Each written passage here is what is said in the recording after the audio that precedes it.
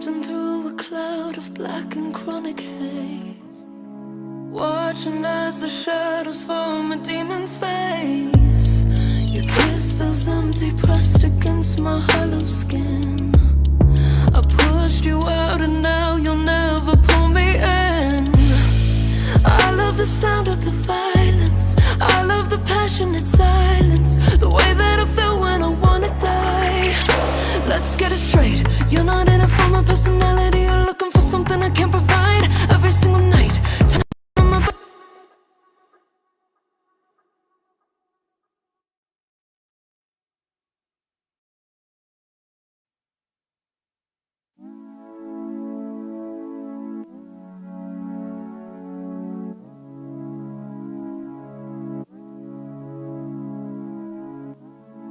drifting through a cloud of black and chronic haze, watching as the shadows form a demon's face. Your kiss feels empty, pressed against my hollow skin. I pushed you out and now you'll never pull me in. I love the sound of the violence, I love the passionate silence, the way that I feel when I wanna die. Let's get it straight, you're not in it for my personality, you're looking for something I can't provide. Every single night, touching on my body like you're leaving when you know you're gonna start another fight. You don't want my heart, you don't want my heart.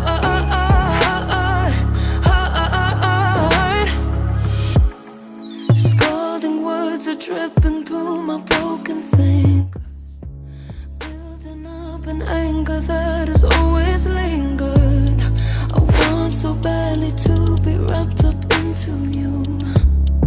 You think I have no right to be hurting too. I love the sound of the violence, I love the passionate silence, the way that I feel when I wanna die. Let's get it straight, you're not in it for my personality, you're looking for something I can't provide. Every single night, touching on my body like you're leaving when you know you're gonna start another fight. You don't want my heart, you don't want my heart.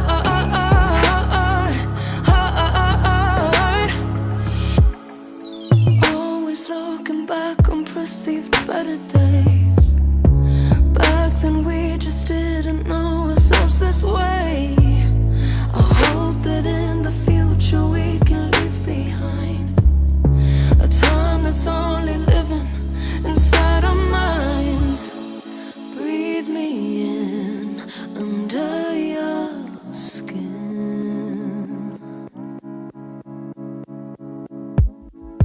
Breathe me out a toxic cloud.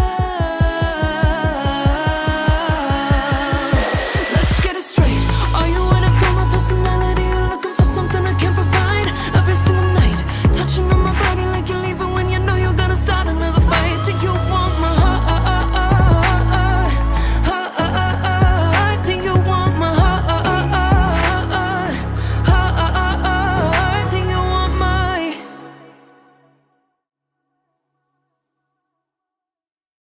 Alrighty, what up, everybody? What up? What up? Welcome to today's stream.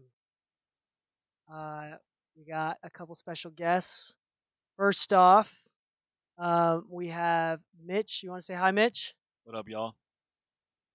Mitch is. You want to tell us a little about yourself? We got a couple. Yeah, just say some stuff about yourself. Yeah, so I'm Mitch. I'm an intern here at In the Mix Studios. I actually go to the same school that DK went to, also looking to do some audio engineering, and I'm stoked to be sitting in on this live stream right now. But yeah, we were listening to that song. They were coming in.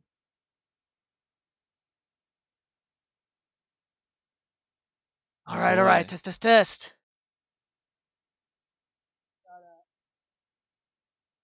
What about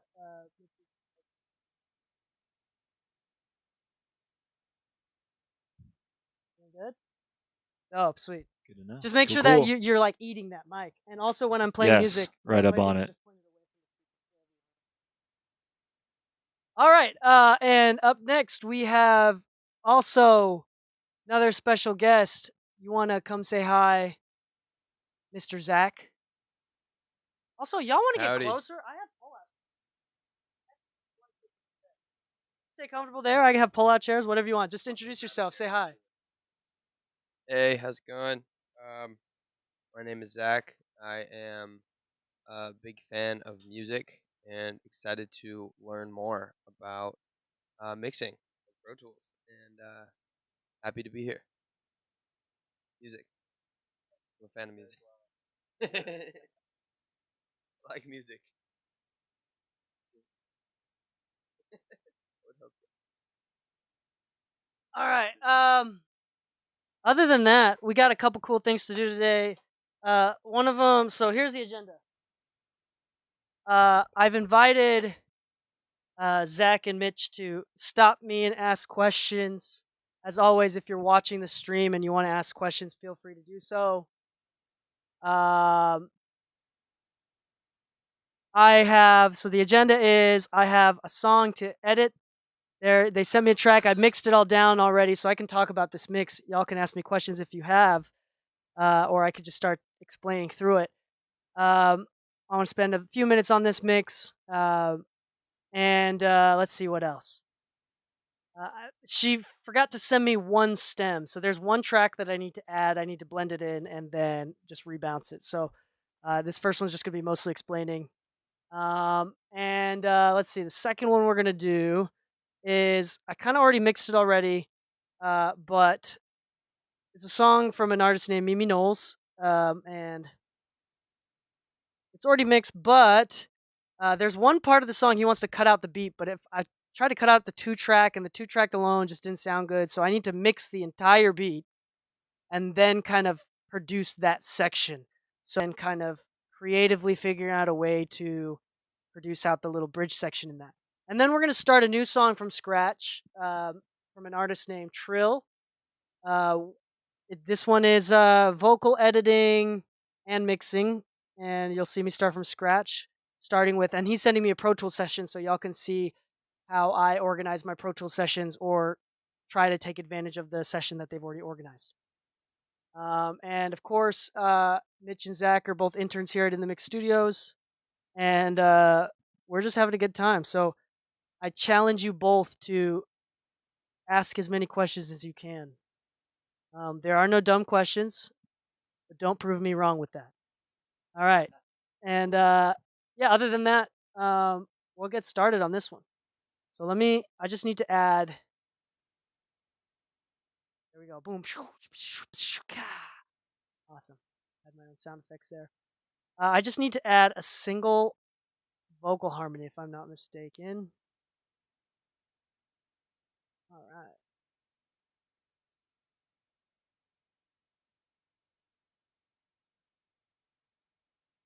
Where's that? Vocal hum. So, and before I do that, I kind of already did some master bus processing here, so I'm going to take this off for now. Just kind of hear where this all starts. Drifting through a cloud of black and chronic haze, watching as the shadows form a demon's face. Your kiss feels empty, pressed against my hollow skin. I pushed you out and now you'll never pull me in. I love the sound of the violence.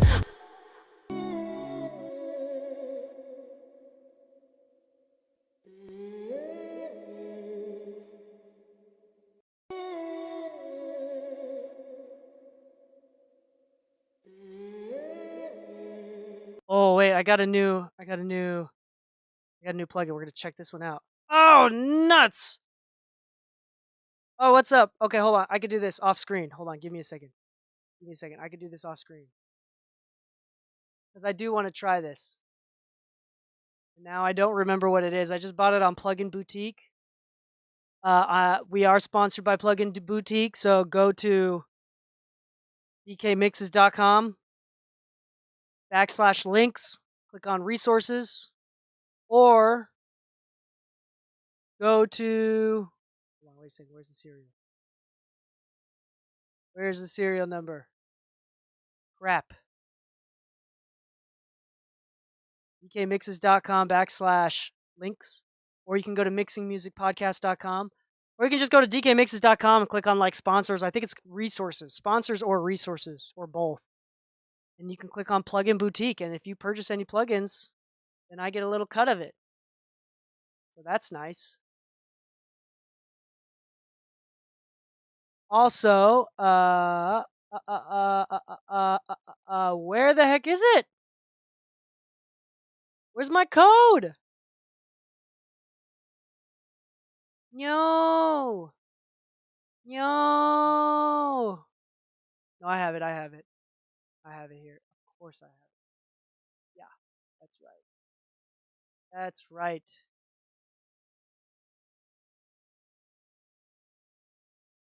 Activate. What the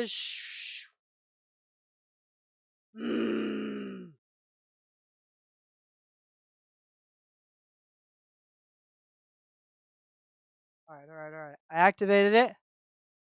Alright, I activated it.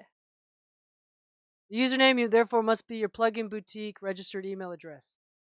Hold on, what is my Plugin Boutique registered email address? I don't remember actually. Hold on, 1 second. Alright, no, that was it.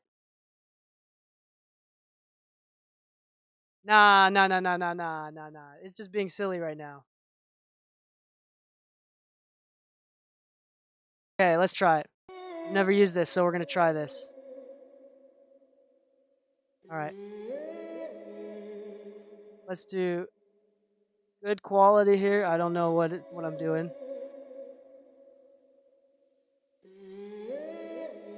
FabFilter Q3 does have dynamic stuff. Ooh.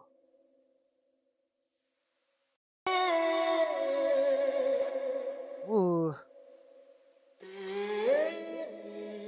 It's an EQ, but it does saturation. So it's technically just, it's not even an EQ, it's just saturation.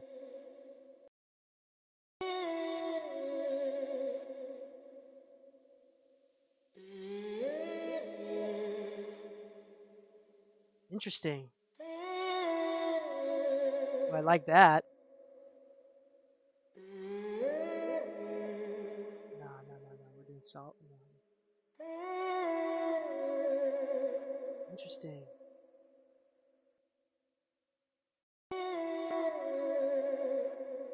Interesting. I got a lot of fun to do with this. I got a lot to play with this.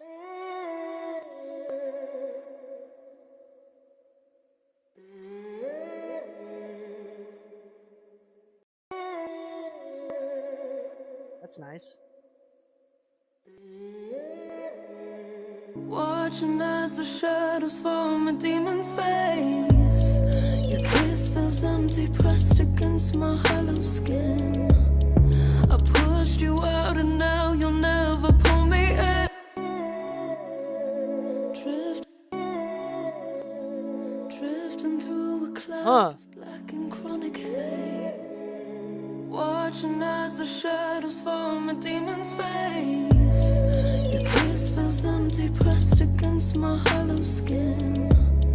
I pushed you I'll do that. That sounds nice. Never pull me in. I love the sound of the violence. I love the passion inside. I'll take that. Drifting through a cloud of black and chronic haze.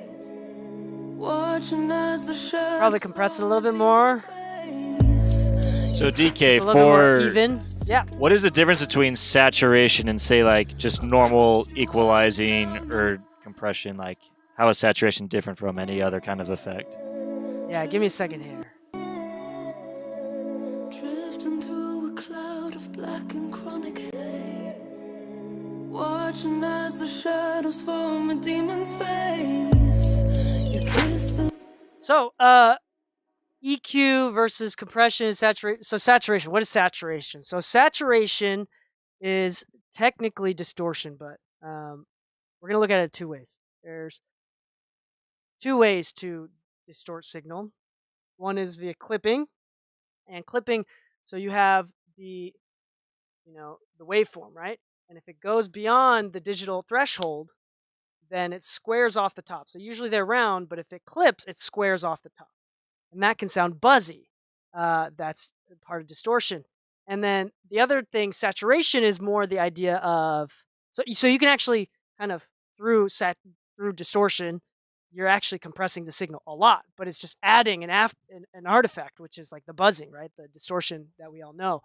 But as far as like saturation, so there's even an odd harmonic. So it's okay. So harmonics is, excuse me, harmonics is this is very important. So, for example, if I have 100 hertz, it's just a sine wave, just crystal clear 100 hertz, and I add some even order harmonics, which usually comes from tubes, and a few other things. I mean, there's natural harmonics in our vocals. Our vocals have distinct characters, and our brains decipher them because of a specific harmonic pattern, right? But with harmonics, the resonances, right? So if you add some even order harmonics and saturate it, you'll see in an analyzer, you'll see 100 hertz, which is the main frequency, and then you'll see 200 hertz pop up, and a little bit smaller is 400 and 600 and 800 and 1000, just like smaller and smaller and smaller. So it's adding octaves, which is really nice. So, but the main frequency, the 100 hertz, is the loudest. So your mind is not deciphering that there's a bunch of octaves, but it just feels and sounds louder. The other is odd order harmonics, which comes from usually tapes and transistors, if I'm not mistaken. Transistors, tapes for sure. It's usually so if you have a 100 hertz wave, then it adds 300, 500, 700, 900. So it's not quite an octave, so it's a little bit off, which you think might sound bad, but it actually kind of makes it more gritty and more makes it a little bit more punchy and like more upfront. And it's really neat and it's really cool. Obviously, you can overuse both, but the point is, at any given song in any sort of key or with any sort of instrument, there's frequencies, right? So the guitar has the main frequencies in the low mids, and there's resonances in the guitar, natural resonances. So you'll see a bunch of spikes after the main note or the main frequency. And if you saturate a guitar, it'll add even more frequencies in between. So in turn, with saturation, things start to sound louder, but are metrically measured to be the same, or maybe even quieter. And that's kind of the reason. So in order to get a really loud sounding mix, you need to have saturation.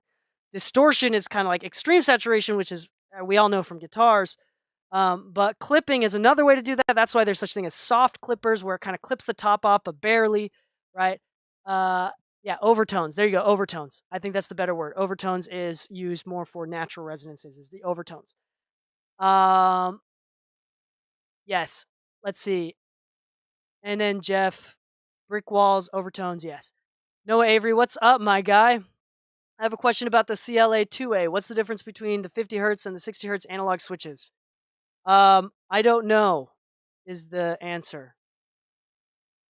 It's probably the low frequency hum that it's supposed to emulate. I leave it off.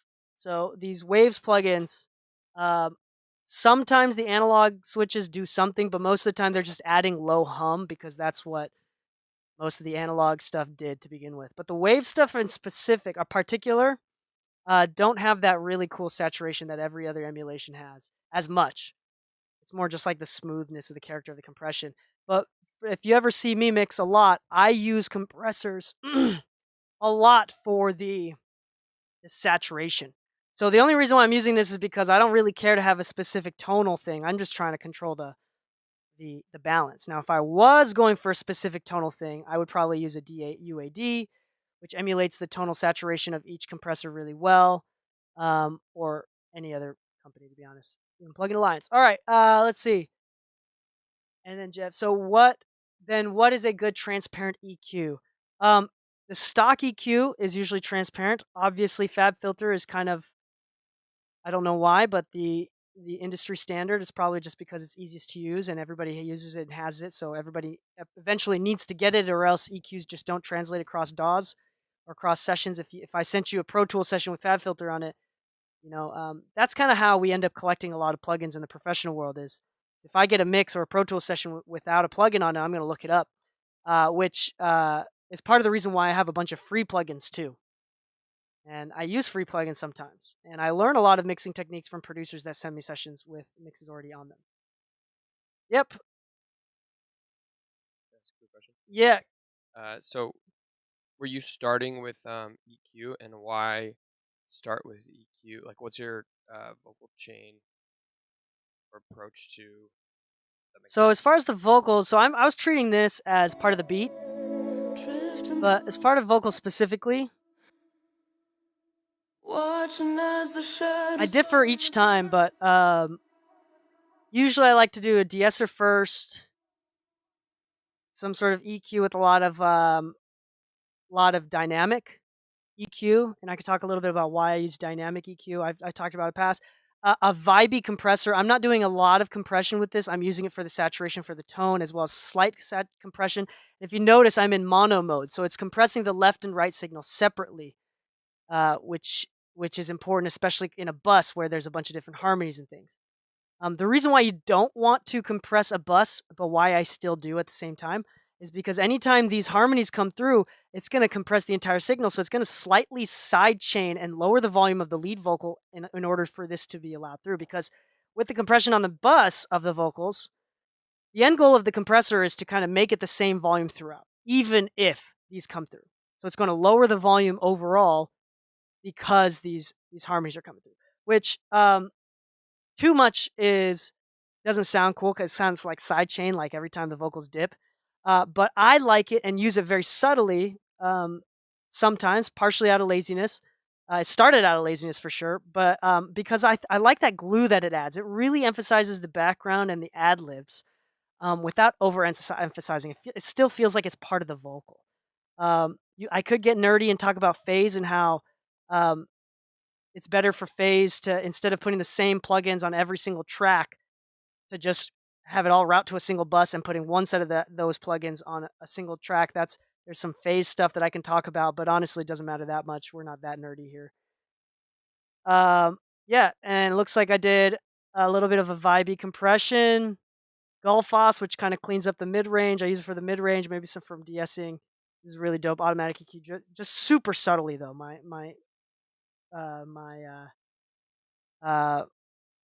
What do you call these? My parameters are really low. More dynamic EQ in the sibilance area, as well as the low mids, just to kind of control that a little bit more. I'm adding some top end.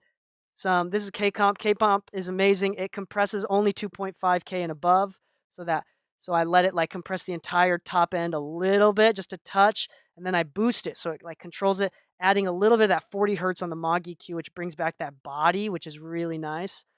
And this purple 1176, I love 1176 on vocals, and I'm smashing it quite a bit at a 4:1 ratio, but then I'm parallel compressing it about 30%. And then top end boost 26K, widest band, 3 dBs ish, for that top end shimmer, for that air band.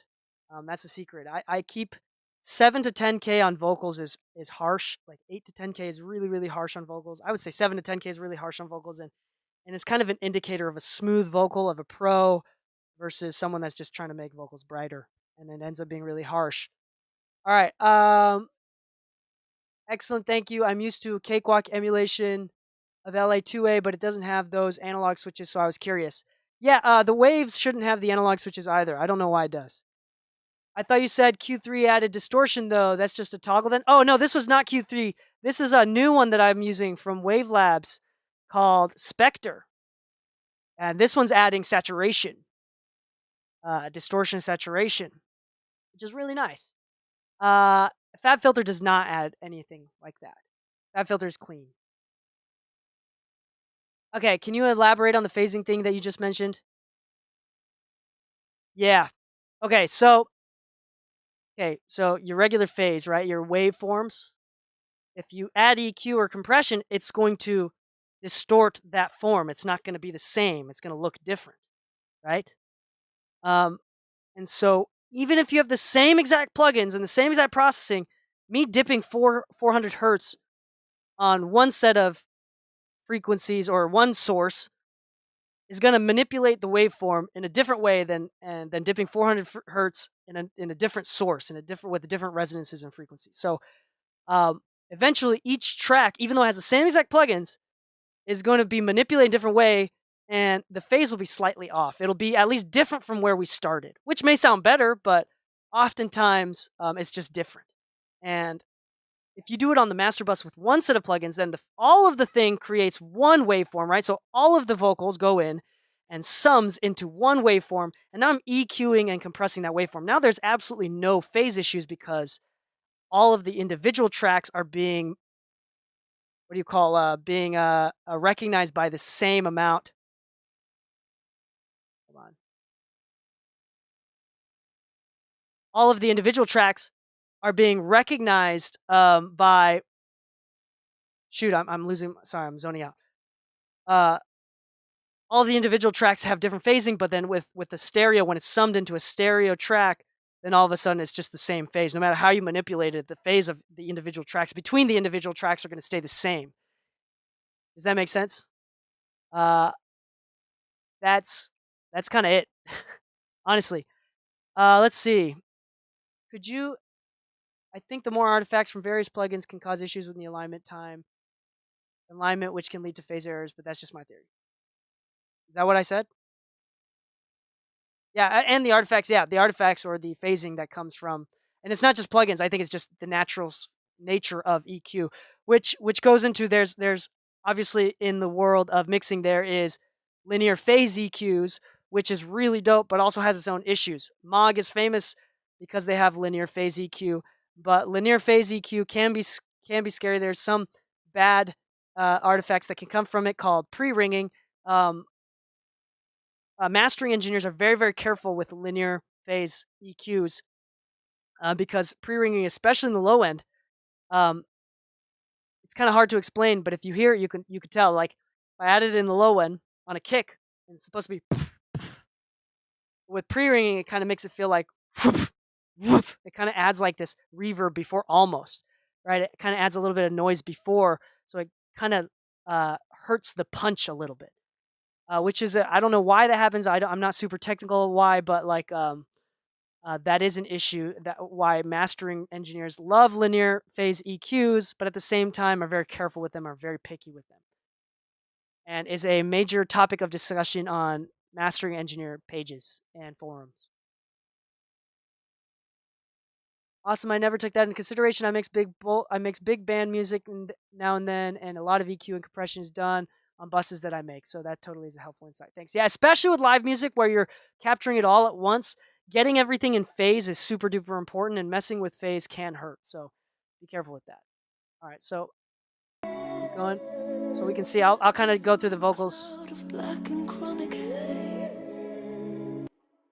I love the sound of the violence. I love the passionate melody. You're looking for something I can't provide. Every single night, touching on my body like you're leaving when you know you're gonna start another fight. You don't want my heart. You don't want my heart. Here's it before. I love the sound of the violence. I love the passionate silence. The way that I feel when I wanna die. Let's get it straight. You're not in it for my personality. You're looking for something I can't provide. Every single night, touching on my body like you're leaving when you know you're. All right, the vocal transformation on this one is pretty obvious. Would you say that it's pretty obvious, both of y'all? Yes. Agreed. Okay, sweet. All right, so this one's kind of done. I'll play the song. This is a really cool song, so I'm just going to play this one through. I can't use my analog gear when I'm streaming. I haven't figured out how to do that quite yet, so I'm just going to add a little bus compressor here. I usually like the Vertigo. This is really, really transparent, which is sometimes good, sometimes bad, but. I love the sound of the violence. I love the passionate silence. The way that I feel when I wanna die. Let's get it straight. You're not in it for my personality. You're looking for something I can't provide. Every single night, touching on my body like you're leaving when you know you're gonna start another fight. You don't want my heart.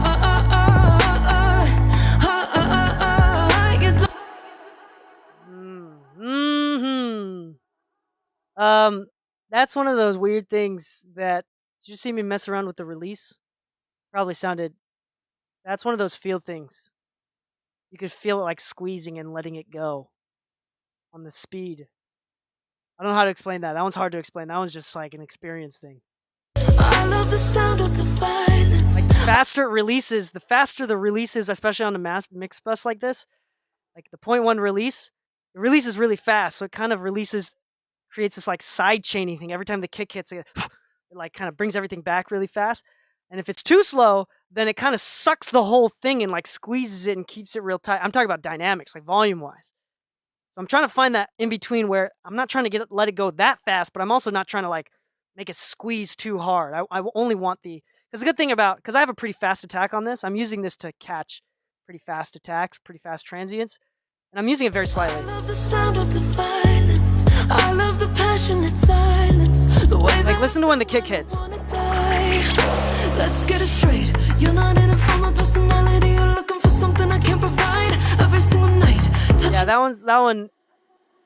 one I don't expect anybody to be able to hear. At least I know Lou will be able to feel that one out with me. That one takes a lot of experience. But I can still feel the compression on this master bus. Maybe I'm doing a little bit too much already. I can feel the compression there. I don't want to feel it too much.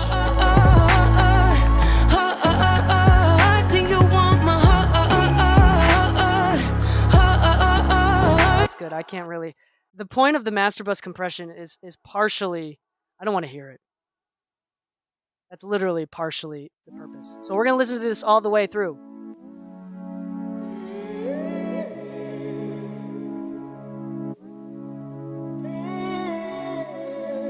Drifting through a cloud of black and chronic haze, watching as the shadows form a demon's face.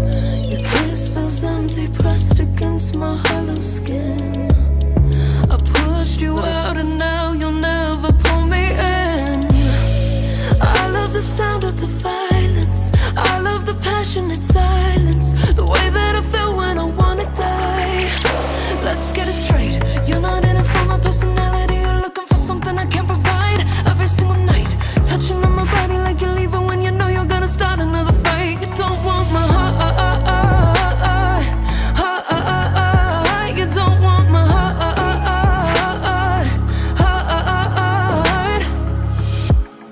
Scalding words are dripping through my broken fingers, building up an anger that has always lingered. I want so badly to be wrapped up into you. You think I have no right to be hurting too. I love the sound of the violence. I love the passionate silence. The way that I feel when I wanna die. Let's get it straight. You're not in it for my personality. You're looking for something I can't provide. Every single night, touching on my body like you're leaving when you know you're gonna start another fight. You don't want my heart. You don't want my heart.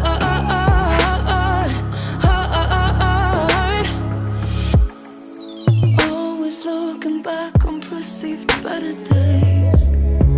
Back then we just didn't know ourselves this way. I hope that in the future we can leave behind a time that's only living inside our minds. Breathe me in under your skin.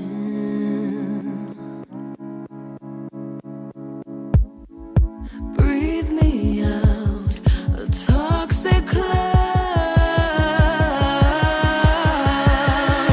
Let's get it straight. Are you in it for my personality? You're looking for something I can't provide. Every single night, touching on my body like you're leaving when you know you're gonna start another fight. Do you want my heart? Do you want my heart? Do you want my?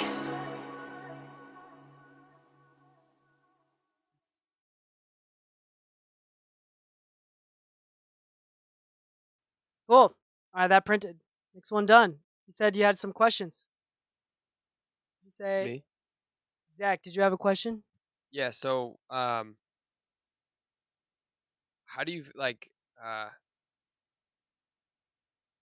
I guess it's a couple things. So, with in regards to mixing the approach, like speakers versus, you know how there's arguments. I'm sure you know more than I do how people argue about which speakers or car test or iPhone test or uh, speaker. Like, how do you feel about all that in the context of like, does it matter? Car test versus speakers, and I'm bad.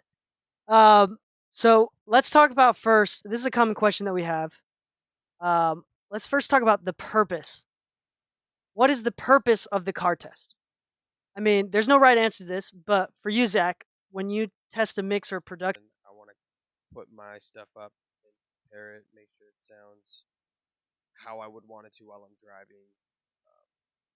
Also, fit with compared to what else you have in the compared to car. what else I'm listening to. Yeah. And I think that's the point, right? So why do you mix or check your mixes in the car? That's because probably the car is where you listen to the most amount of music. And if something sounded different or strange in the car, you're going to recognize it. Because you've been listening to all of those records on Spotify in the car, or all those CDs or whatever you have. And then all of a sudden you play your mix, you're going to be like, this doesn't sound like what I think I'm used to hearing in the car. Um, and I think that's the biggest point. That's the why. So the car check is not the end all. This is the trick. The purpose of the car check is because you are at a new studio or you have not spent a lot of time studying your speakers in your space, or maybe that your space is inaccurate and you just trust your car more, right?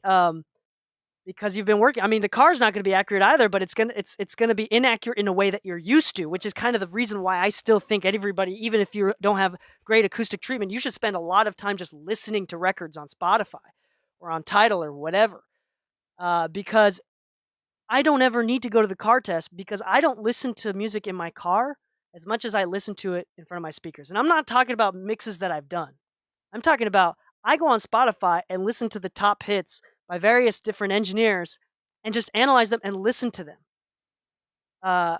And also, this accelerates your mixing if you're able to reference.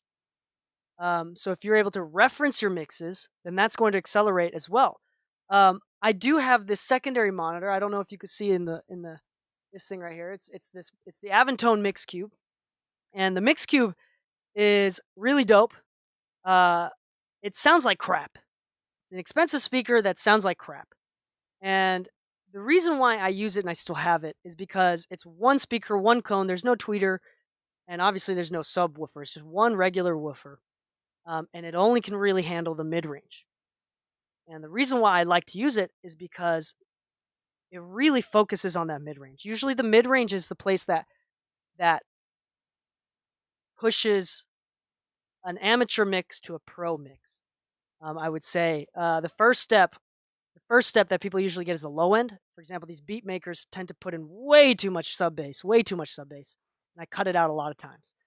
And then the second step is the top end. People start figuring out the top end, and then I think the last thing that people start figuring out is the mid range. If you use something like the Mix Cube, it forces your ears to listen to just the mid range. If anything's clashing in the mid range, you can hear it there. I use it for vocal placement as well, how loud the vocals are. It's more of like a reference, right? So you go into your car because you're used to your car, and then you listen to your mix on your AirPods because you also listen to a lot of mixes on your AirPods. Now I do a lot of referencing on my AirPods as well. Like if I send in a mix and I'm not sure about it myself, I'll listen on my AirPods. I'll skip through Spotify and then go to the song or whatever, just kind of making sure that it's at least in the realm, right? So the importance is the purpose of why you're doing it. Yeah. Does that answer the question? Yes. So I think with headphones, if you're using headphones, which is actually I think is the new wave for mixing because you don't need perfect acoustic environment. I'm still on the fence. I haven't been convinced about the emulation technology that companies are coming out with. It's all of the main mixing engineers, the top guys, when they endorse those headphone emulation plugins, it feels very paid off, like they've been paid to do it. Say it. They never really say any in-depth reasons of why it helps, because at the end of the day, let's say you use your headphones, right? And then you use some emulation where now it's emulating you listening to, let's say, in this studio, right? unless you're me, it doesn't help you. And on top of that, I think some of the headphone emulations, like they have like the headphones, right? Each headphone sounds different. So if they emulate the room, but your headphones, all the headphones sound different, then it's really different. So I would say, like, let's say they get it perfectly. It sounds exactly like my room. There's no fucking point to wearing those headphones and using those emulations if you've never mixed in my room. It's the same as doing a car check in a car that you've never been in before, which loses the point of the car test. Or when you listen to music on AirPods every day, then all of a sudden you're like, I want to check these mixes on my friend's Beats. You've never listened to music on Beats. You have no idea how to reference it, right? Or how it sounds. You're going to be like, that's way too bassy. And you're realizing, wait, that's just Beats. And then what if someone is like, oh, well, someone's beat doesn't sound good in my friend's head, like some not great quality headphones that they bought for $10, but they want to make it sound good no matter where you hear it. What if that was the approach to mix So this is the testing? wrong approach. So I've had revision requests in the past that say, okay, the vocals sound louder in my car and quieter in the headphones, and the bass is really loud on. Well, no shit, Sherlock. Have you seen like your TV and your phone and the headphones and the car all have different speakers and different acoustics? Not even every car sound the same. Not let alone we can even talk about the same model of car. You can upgrade the speakers, right? And that alone will make it sound different. But then there's also the acoustics inside the car because there's so much glass in there. They're actually placing the speakers in a way that reflects into the entire vehicle by using the reflections off the glass. Like, and each car is shaped totally different. So even if you have the same speakers at the same wires and everything exactly the same, but you just have a different body, different car body, it's going to sound totally different. Low end's going to sound different. Mid range is going to sound different. Top end's going to sound wildly different. And then it's like, okay, do you have leather seats or do you have fabric seats? That's going to make everything sound different. So technically, it's literally just comes down to what are you used to? That is all it comes down to. There's no point in doing a car test. I do a car test with my friends whenever if they come into the studio and they're like, they watch me mix, and then we do a car test. I always invite them to do a car test together. I sit in their car with them. And while we're listening to it, I have no idea if that mix is actually good or not because I don't know their speakers or their car. I wait till they respond. And then they're usually like, yeah, this is so good. It's such a good mix. It sounds like everything else on the radio and better. Like, I had no clue because I don't know what the speakers in those cars sound like. So with headphones, I think headphones is the new wave because they're incredibly consistent every single time. There's no acoustic thing. The only reason why speakers are beneficial is because, and this is part of the reason for emulation as well, is that the left speaker right now and the right speaker right now. So the left speaker on headphones does not bleed into my right ear, but the left speaker in real life bleeds into my right ear. So the sense of space is different. I don't know if you've ever done this, but like when you pan everything hard right and hard left on speakers, it sounds regular volume. But then when you put on headphones, because there's so much separation, all of a sudden the panned items sound really loud. And that's because there's absolute separation. So the emulation does help with that when it kind of does some cross bleed between the ears a little bit to kind of emulate speakers. There's something to be said as well as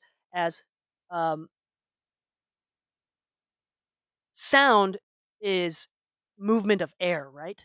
And when air is in the vacuum of your tiny ear canals, it reacts different than the air that's reacting in a room. Now, is every speaker system better than headphones? In fact, I would say that just from an ideologic standpoint, speakers are very flawed because even with the same exact, like when I had when I had my previous speakers, the ATCs, which are in Studio A, when they were Studio A versus the back room at my old studio versus the front room at my old studio, it sounded incredibly different each time. And I had to get used to them and spend hundreds of hours in front of them before I finally figured them out again. They're the same exact speakers, the same exact distance, but the walls are different. The shape of the room is different. The stuff in the room is different. Maybe the distance was a little bit different. Yeah, and that second time, the distance was a little bit different. So all of that stuff changes the way speakers sound. So speakers are flawed. The headphones, I could go on a plane, on a train, in a cab, and in my hotel, in my bedroom, in the studio. They sound the same every single time. So I do think that as headphone technology increases, we're going to see a big boom in the usage of headphones, at least in referencing. A lot of mastering engineers do use headphones for referencing already, and a lot of mix engineers do the same thing. Sometimes out of a lack of choice, But I actually this last week I'm waiting for them to come in the mail. I just bought a new pair of headphones that had some great reviews. The Avantone Planars. I got the black ones. The Avantone Planars. They're the same technology, the planar magnets, which is the same technology as the Audi's headphones, which are like the $1,000 to $3,000, $5,000 headphones. But they're only $400. So I got those, and they're supposed to be really flat. In fact, the reviews all over the internet are saying that they're better than the Audi's and even more neutral than the Audi's. So I'm excited to hear those, see how they sound. The only problem with the technological deficit of planar magnets is that they don't have as much low end extension, but they are much more clear and much more neutral. So we're gonna check those out, because usually with headphones that are the regular design, the regular magnets, they have a bump in the low end, low mids, and then they have a dip in the mid range, upper mids, and then they boost in the highs to compensate. So we'll see what happens.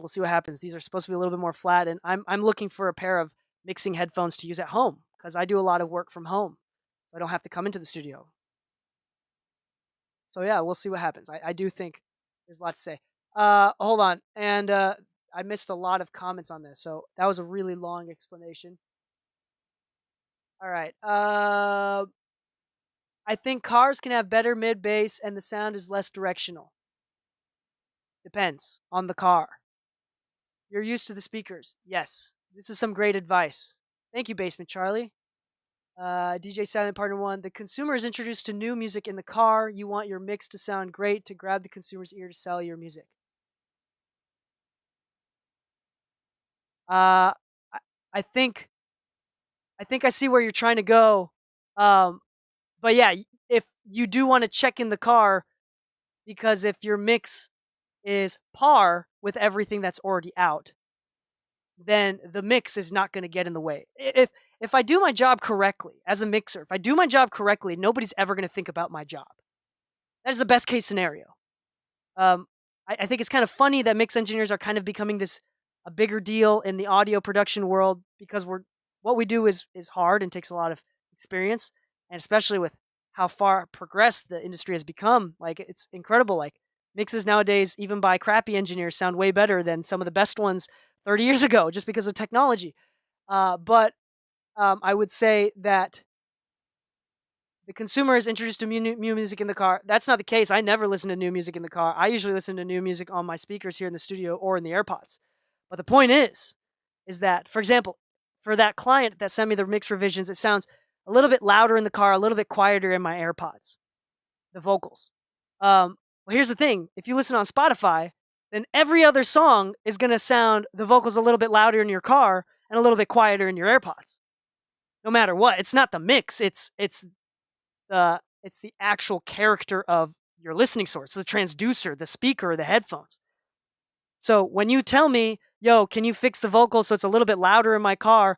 First off, you're telling me to do something impossible. I don't know what frequencies your speakers are pushing.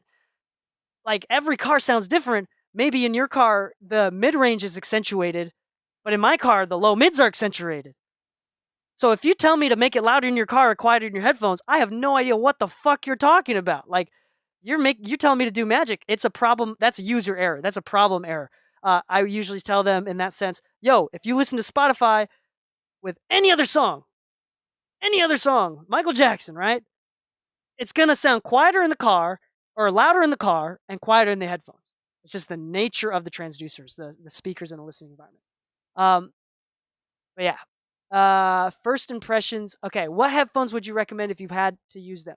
So right now, for the last 3 or 4 years, I've been using the Avantone mix phones, which I kind of bought out of aesthetics. I honestly think that for anybody that's new and kind of learning, I think that picking equipment based on aesthetics is actually not a bad reason to pick something, especially with today's technology. Nothing sucks. Again, going back to the discussion, it's more important that you take the time to get to know them. That being said, Lou really likes the Beyerdynamics. A lot of my friends like the Audio-Technica MX50s. I like the Avantone mix phones. It doesn't matter. Nels, my producer friend, who does a great job, mixes on Apple AirBuds. In fact, I would probably choose Apple AirBuds too. I wouldn't complain if I had to mix on my AirPods, because I listen to a lot of music on my AirPods. I know what it's supposed to sound like. So yeah, I would just say it doesn't matter. Pick based on aesthetics or your budget. Read reviews. It doesn't matter, because even if it's not flat, flat is another misconception too. Let's say all of a sudden everything is flat, but you're not used to flat, so now everything, the mix is off. Like, doesn't matter if you're used to something that's scooped.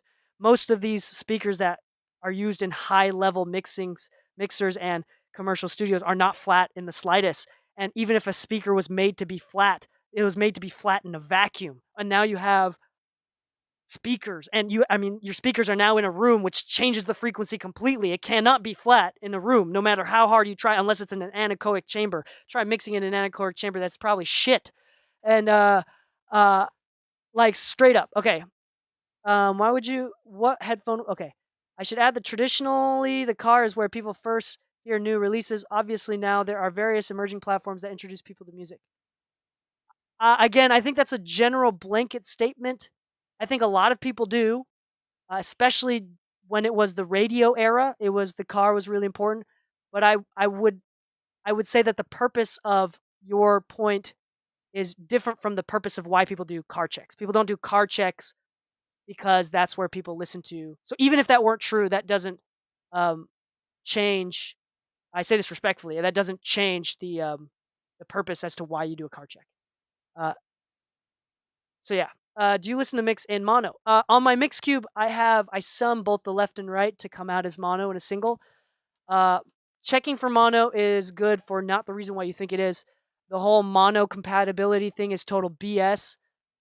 If they ever want a mono compatible mix, they usually ask for it. Like in clubs, you're gonna know that it's gonna be played in clubs, and that's why they have a club mix sometimes. And you'll know ahead of time. You're gonna mix with mono compatibility for Tyga, for example, because he doesn't do anything besides clubs. But the other thing is, yeah, and yes, so that's for phasing issues, for mono compatibility phasing issues, right? Because but that's only the first reason, and it's not the reason why. That's not why we do mono checks now in the 21st century, because nobody listens to music on AM radio now.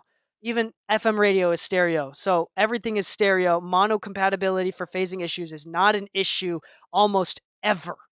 Okay, but there is still a reason to check in mono, and that's because when you have two conflicting instruments or tracks with conflicting frequencies, right, and you pan one left and you pan one right, you're going to be like, wow, there's no conflict. Your mind is going to say, wow, there's no conflicting frequencies. Then you mono it out and realize, oh my gosh, it's the same exact conflicting frequency. It's going to force you to not, it's going to limit you to the point where you're not allowed to use panning to hide conflicting frequencies.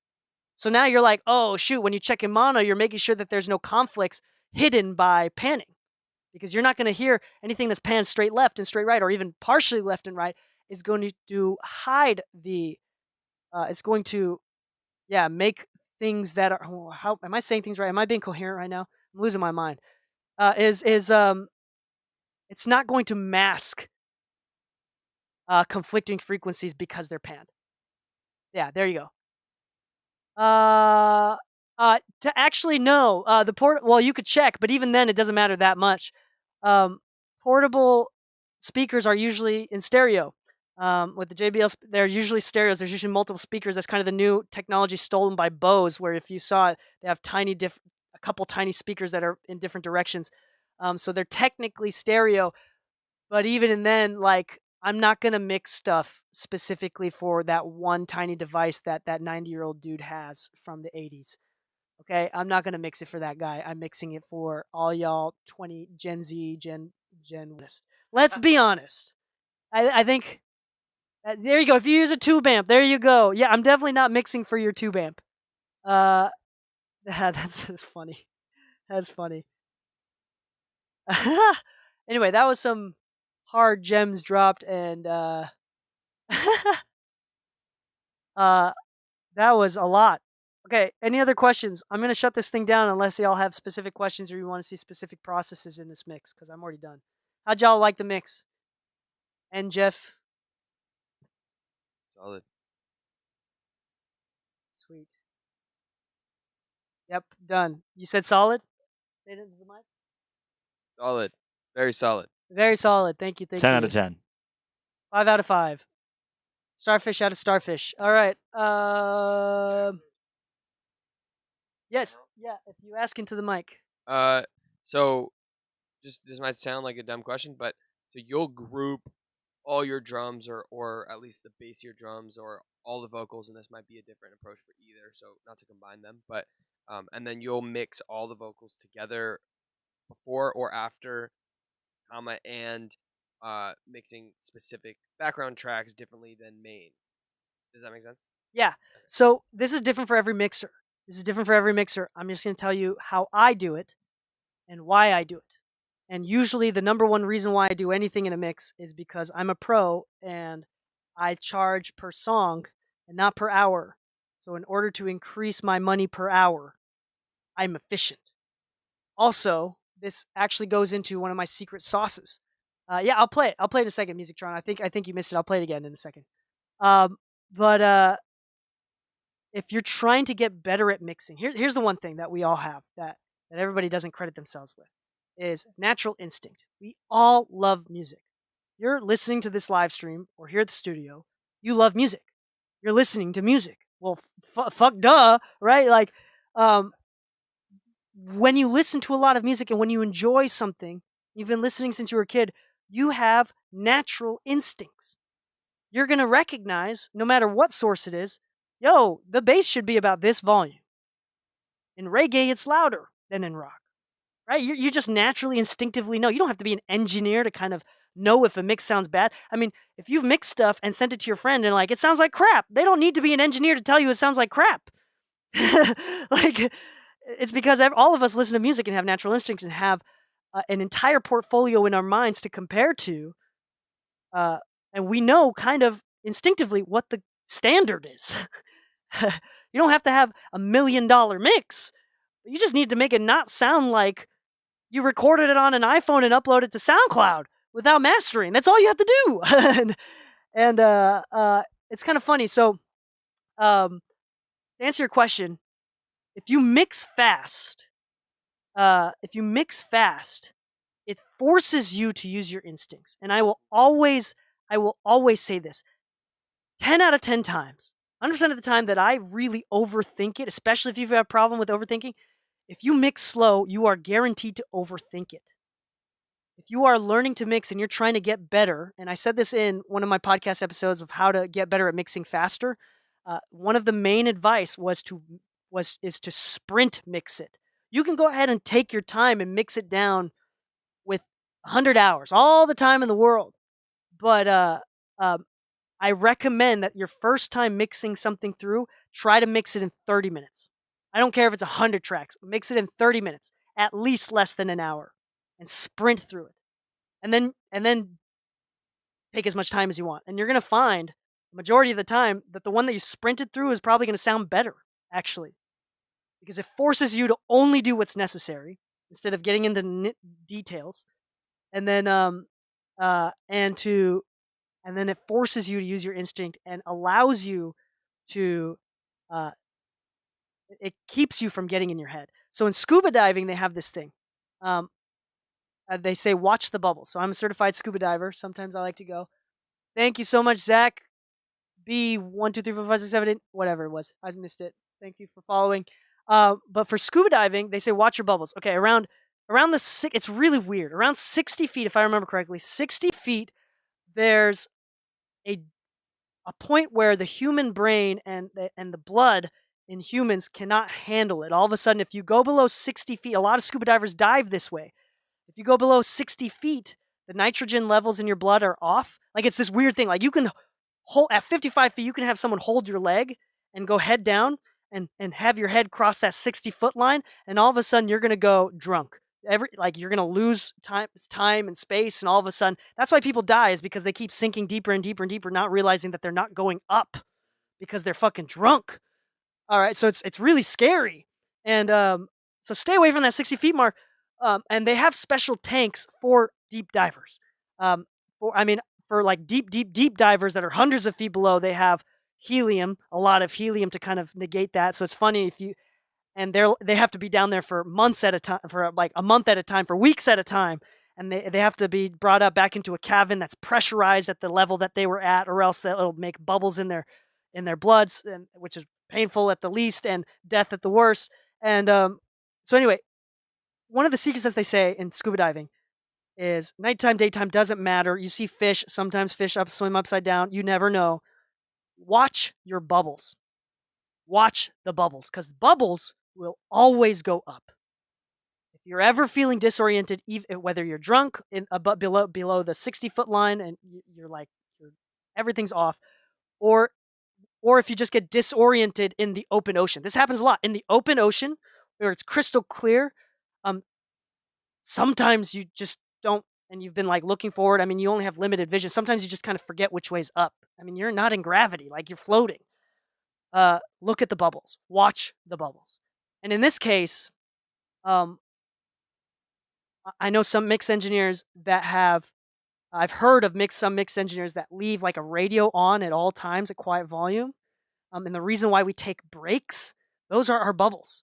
We take breaks because if you overthink it and you've been working on it for a long time, and you get to that point where you're working on a plugin and you're like, this sounds perfect, and then you realize it was in bypass the whole time, you're not looking at the bubbles. You need to take a break. It's time to take a break. It's time to reference some songs. Referencing songs, the car mix, taking breaks, having a radio playing in the corner, using a reference speaker. These are all bubbles that helps you remember what music is supposed to sound like and come back to your instincts. We've all done this, where we spend hours and hours on a mix to realize that is tinny as fuck, or it's dark as hell, and it's because we lost track of the bubbles. We thought we were going up, we were diving deeper, and you could lose it and go too deep, and then all of a sudden the mix is kaplat, and you have no idea what to do or where to go, and you give up and you hate yourself and you say that you're a bad engineer, even though you just got into your own head. That's all it was. That's all it was. On that note, so even for me as a pro, and for Lou, who's sitting right here, yeah, thank you. So I just because of that, I recommend mixing fast. So when I do things, I'm doing it fast for money, but I'm also doing it fast for instinct sake. And if you ever watch me mix from scratch, which we will in a little bit, I'm blazing fast, and I do complicated stuff fast. But if all you can do is just pans and volume, because that's all you're capable of doing because you're not used to your DAW or you're not used to using different plugins, don't worry, you don't have to get complicated.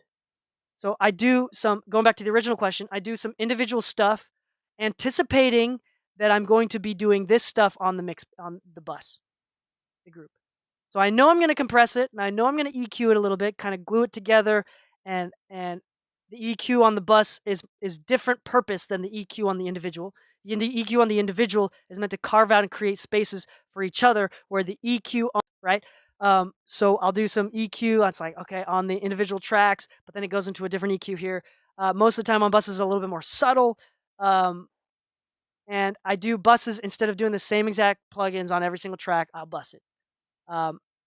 And that's where the glue comes from for the compressor glue, where it kind of feels like everything's coming from the same source, the same room, the snares popping up together, and it feels like, although because the volumes are about the same, because they're compressed, it feels like they're in the same room. I mean, we've all heard mixes where the snare just feels out of place because it's too loud.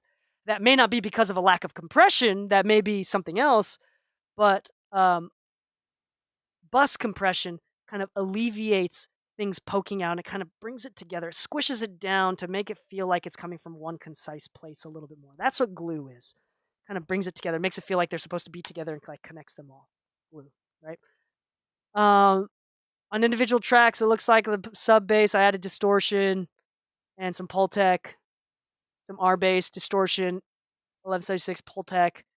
Kick, it looks like I added some dynamic EQ, some transient designer, some saturation. This saturation is really dope. The Little Labs, or the little radiator from Soundtoys, adds saturation in a really cool way that's really accommodating to kick drums.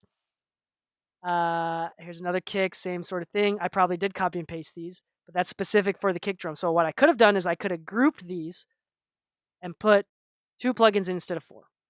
I mean, you could say one of the options is that you also group things and do one set of plugins is also for like DSP. If your computer can't handle it, it's easier on the processor if you use one set of plugins once instead of a bunch of instances. But that being said, I work on a supercomputer, so it doesn't matter. Studio A actually is Dave Pensato's computer. That's kind of funny. Yeah, saturation on the vocals. Okay, we're gonna play this song. What's that story? You're gonna have to ask Lou. So Dave Pensato needed a couple computers. This is just one of them. It's a special Hackintosh build from a special company that does that called Bryson. Yeah, they got Disney Bryson. So I'll play the song one more time. How many vocal tracks there are? 1, 2, 3, 4, 5, 6, 7, 8. 8. Drifting through a cloud of black and I'll talk about transient designers in a second.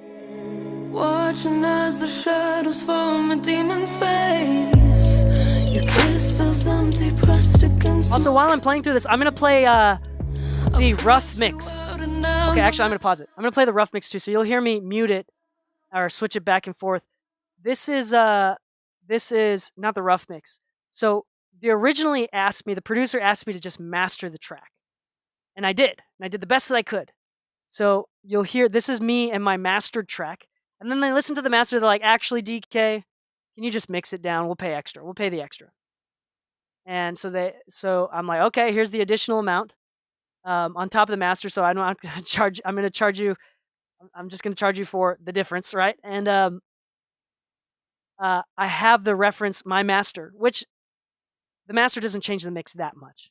So you'll be able to have an idea of their rough mix, and then I'll switch back and forth, and you'll kind of hear this was the best that they could do. They called it mixed 8. You see that? So they've been through 8 revisions, and this was my first revision on this guy. So you'll hear the difference. This is why you want to hire a pro. kiss feels empty, pressed against my hollow skin. I pushed you out and now you'll never pull me in.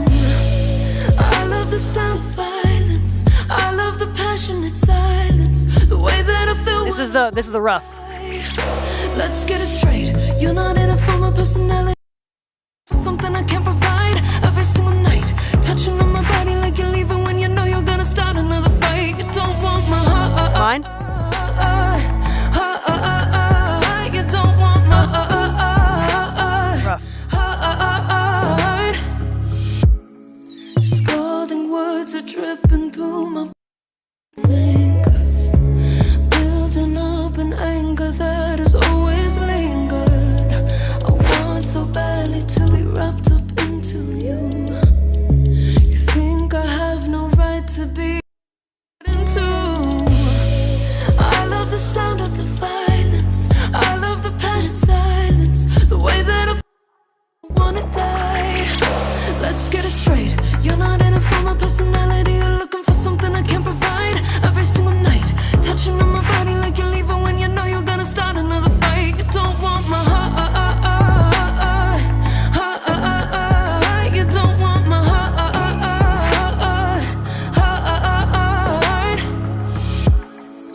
Oh, Sweet. So you can hear when I switch back and forth. The rough mix was pretty good.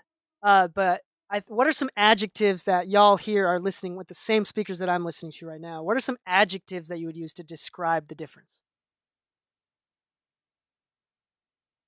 The final one to me just overall sounds a little bit cleaner and fuller. Like the rough was good, but there was definitely a noticeable difference, and that's how I would describe it. Depth.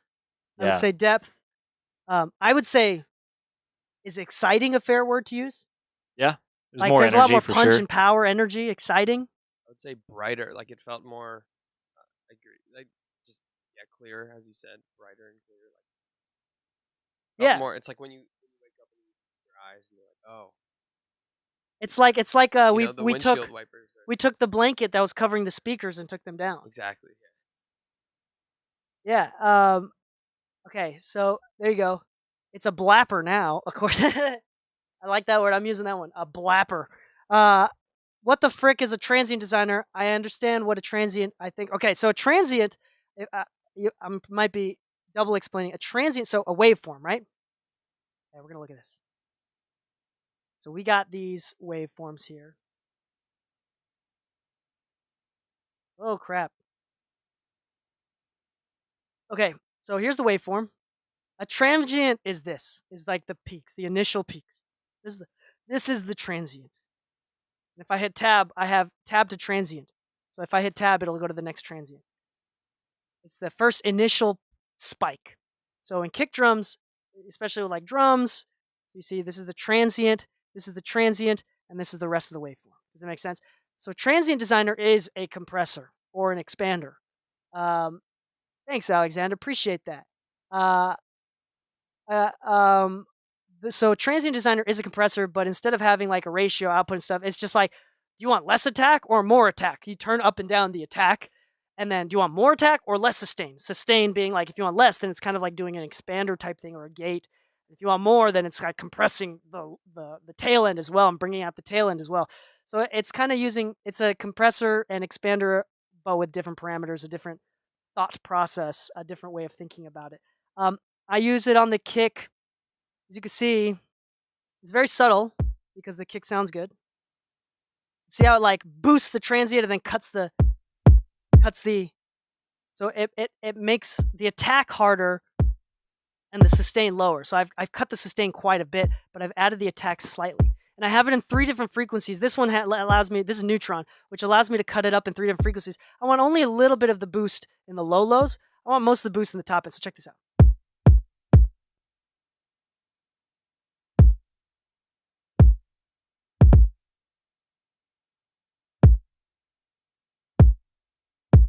It's subtle.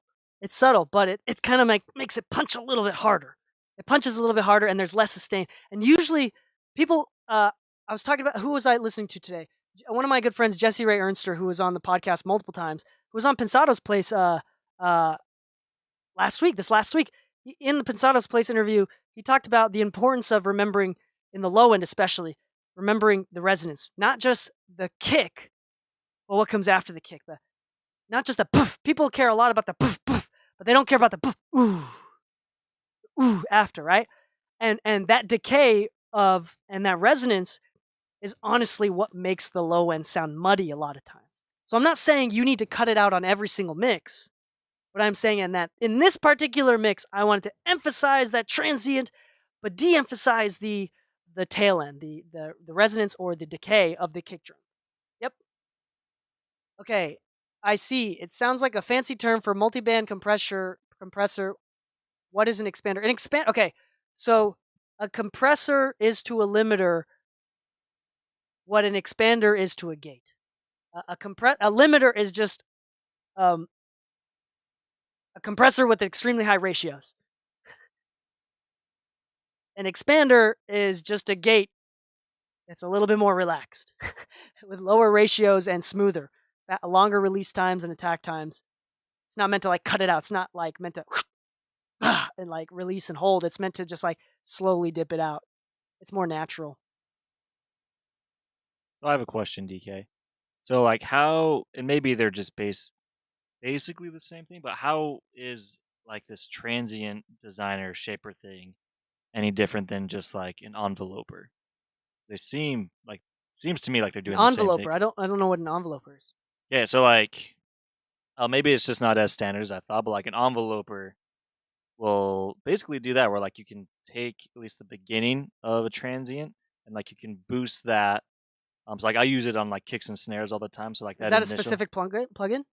Yeah, so like I mean, there's one that's stock in Logic, but like on like plugin websites, I know I've seen other like envelopers. Let's see it. I've never used that, so they have it in Ableton too.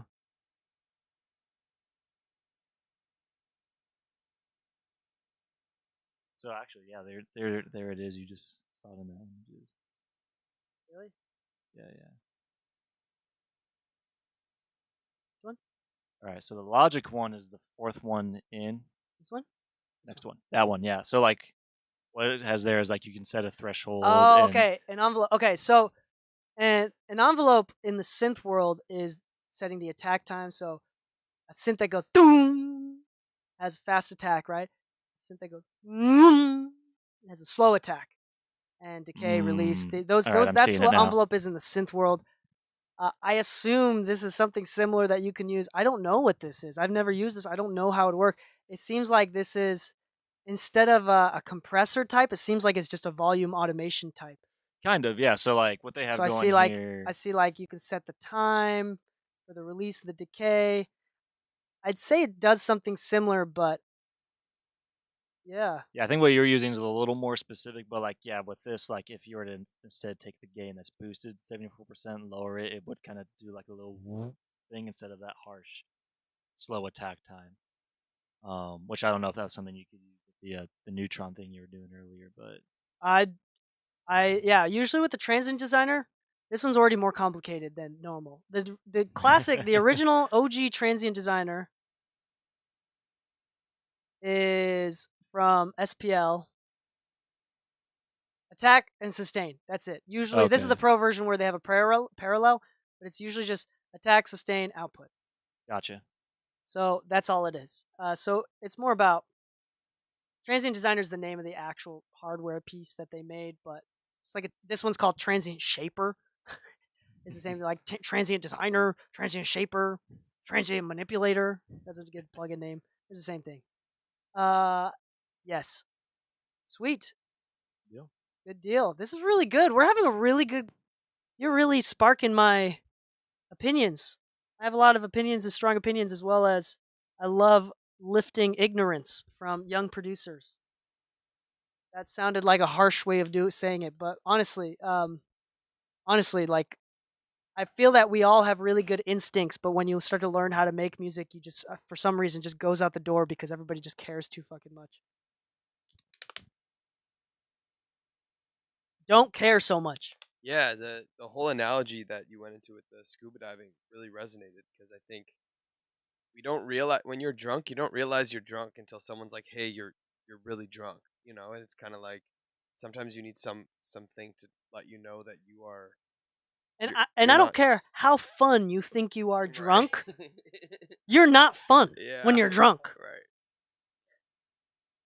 That was great. It's like I was listening on Clubhouse in a songwriting room, and someone said, "Write drunk, edit sober," and it's like the idea is not literally get drunk to write. It's don't think while you're writing. Write boat rhymes with moat, and then edit sober. Edit like no, that's horrible. But allow yourself like writer's block. The cure is just not thinking too much, and I think it's a similar sentiment that really resonated. Yeah, if you suffer from writer's block or imposter spit syndrome, I just recently finished a book called The Practice by Seth Godin. I just did that out of habit. I didn't even. I already printed the mix. I'm not gonna do anything. I really recommend that book. And he talks about Seth Godin's The Practice. He talks about the importance of if we focus our efforts on the uncontrollable outcome, we will only be unhappy. Let's focus on the controllable process. But the part of the process is shipping the work or publishing it, the song. Like putting it on Spotify or SoundCloud is part of it. If you have a hard drive full of songs and beats that you've never made, you're not doing it. You're not an artist, is what he argues. You're just selfish. That's what you are at that point. Because making music for the world, you're showing people a paradigm, a perspective that nobody, especially a lot of non-creatives, cannot see without your help. So you're doing a service to the world if you're writing music. Anyway, commentary. So I really like it, and I have that. Actually, Matt's borrowing it right now. I recommend you read into it, look into it after he brings it back. Really good book, really good guy. Seth Godin is bomb. I like Seth Godin. He's dope. Yeah, he is. He's really articulate. Yeah. Exactly. I think the best that even if I spend the next 40 years practicing my speech, I'm just going to become like a Gary Vee where I'm like really eccentric and excited and like just say it. But I want to be known as the guy just like Gary Vee. I can't talk shit on anybody. And if I do talk shit on somebody, it's something that no human on earth could ever argue. Like, yeah, like Gary Vee is really good at that. He makes general statements only on things that are appropriate to make general statements on. I think that overcoming yourself of making general statements. I'm going on a really big tangent right now, but I think that being able to recognize making general statements is bad and you stop using them is part of the process of reaching higher levels of intelligence and reaching adulthood. Don't make general statements like everybody does this, nobody does this. Especially in arguments, it's BS. It's absolutely bad, and it shows low intelligence. So don't do that. Don't generalize anything, because we all know there's too much nuance to humanity and nuance to everything that we do. That general statements work unless it's facts, and facts are dead. Nobody's trying to promote a fact. Like facts are like in the sense that facts are dead, ideas are alive. In the sense that a fact is a fact. 2 plus 2 is 4. Nobody's going to argue about it. We don't talk about it in conversation, discuss why 2 plus 2 is 4. It's dead, right? But an idea, like, for example, you can even take it as far as religion. An idea is something that people are, weirdly enough, willing to die for. But it's not fact. Ideas are alive. It motivates people. Ideas are dope, and ideas are not facts. And it adds to the meaning of our existence. And if you start generalizing ideas, then you're defeating the meaning and the purpose of the existence of life. You have to dive into nihilism. Okay, I'm getting really nerdy and stuff. So don't make general statements with ideas, with opinions. And we could get political and say things like, no, nothing. The problem with politics and with religion is that people, like, it is absolute, like, we all understand that the best scenario for politics and for government is a case-by-case scenario. We look at this person, depending on how they are, do taxes and healthcare and all their stuff, and for you, and benefits for you, and for you, and for you. Maybe, you just messed up. Like, you just didn't count for it. You have a good family and good friends. Maybe you shouldn't have an abortion, but you come from the hood, and this is a drug baby, and maybe you were raped. Or I don't know. Like, this is a really deep topic. I apologize. I don't mean to be but I mean, the point is, it's a case-by-case scenario. Everybody knows that a case-by-case scenario is the best thing. But the problem is that no large form of government or no large community or of any sort of law can accommodate for case-by-case scenarios. It's impossible. Imagine if the government right now just tried to say, hey, taxes are all case-by-case scenario, and someone's going to come to your house, and it's going to take 50 years for taxes to get done for 1 year. It's going to be insane. So case-by-case scenarios is the best. This is brought to you by communism. No, I'm just kidding. That's a joke. That was a joke. That was a joke, y'all. Yes, relativism. Yes. Okay, sorry. That was a really... Welcome to Mixing Music with DK Mixes, where we talk about politics. And this is really funny. Yeah, I need to go home. Yeah, don't make general statements. You ruin the meaning of life. That is hilarious. That was deep too. That was deep. I think my IQ just went up like 1 point. Yeah. Just a high five myself. No, I'm teasing. Let's see. What was the second thing? Now I don't even do. Yeah, we're just gonna talk more now instead of do any more mixes. All right, edit Sarah's done. Okay, we're gonna do the Mimi Knowles one now. Okay, so this one is. If we're good, are we good with this one? Yes, we're good with this one. So this one is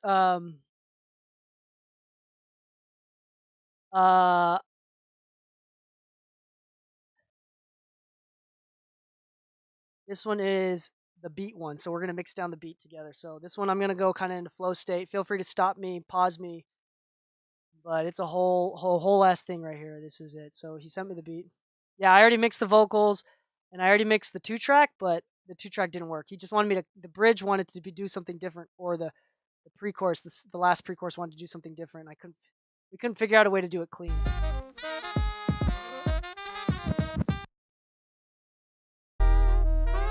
We thought that would sound good, but listen, it doesn't sound quite good. So I'm gonna have to mix the stems. I'm gonna have to mix the stems and then cut out stuff and kind of produce out that section to kind of make it minimal without cutting everything out. So kick him to the curb. You can use my words, borrow every noun, every verb. You don't need him, girl, he needs you. He's stronger than you. Sounds cool. So kick him to the curb. You're flipping him the bird. You can use my words, every noun, every verb. It doesn't sound right, so I want to do that manually. So, but in order to do that, I need to have the stems. And also, the last time I live streamed I'm making up a new word. I live strom was a couple weeks ago, and I mixed 10 songs in 4 hours. So I literally mixed this song in 15 minutes probably. Isn't that wild? Okay, but I'm gonna do this. So you're gonna get to see my process here. Fool me once, well, that's shame on you. Okay, I'm gonna have to organize this a little bit. The first thing I do is organize. I like the bass up top. I know that's usually different. Record scratch. Is there a kick? There's a reverse snare. I don't see kicks. I think that's just oh, there's a kick. Hat. Scratch. Cowbell. Scratch. Hi-hat.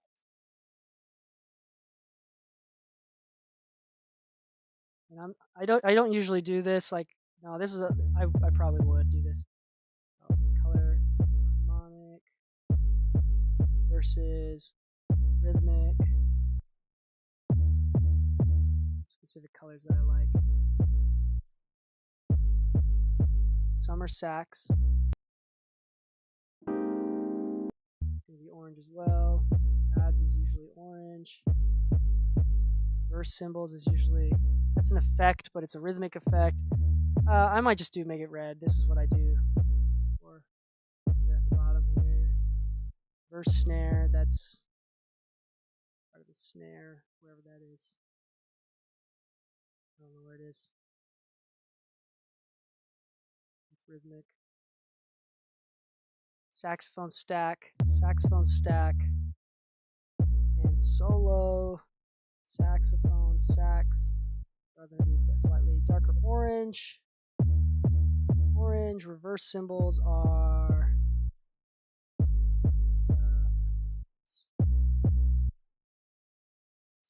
vocal samples. Samples will do. What do I usually do? I don't know what I usually do. I feel like a pink. Not too pink though, because that'll mess up. Oh shoot! I didn't do it. This is just how I like to do it. All right. That's good enough. Okay, I want the kick up top. There's the snares. Clap. Okay, so there's claps. Scratch. I wonder, there's a lot of scratches. I wonder.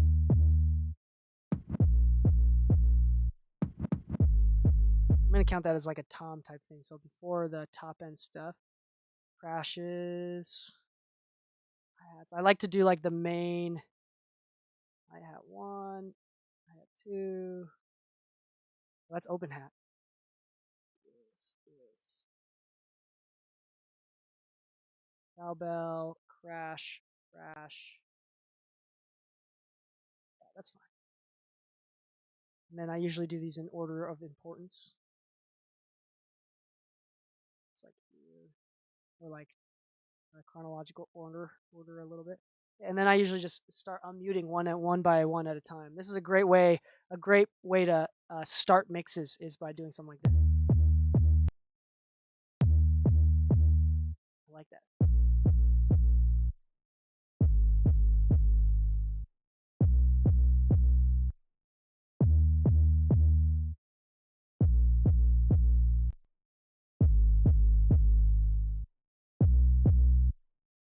Oh, hold on. And then Jeff says something really nice. He says, also mixing is the act of finding balance. In my opinion, with the subject comes the innate desire of the mixer to have balance. I expect philosophy as it is apparent in the medium. Oh, that is really good. That's really good. Also, I'm Asian, so yin yang. All right, peace.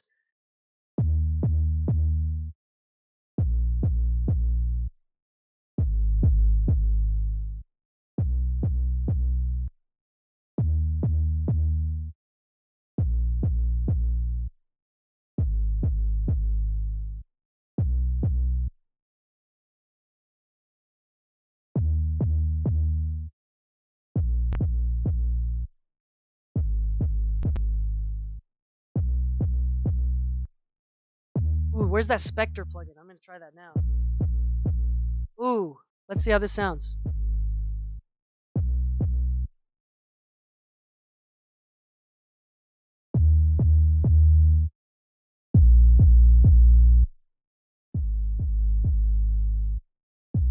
So it doesn't distort it. It's interesting. There you go.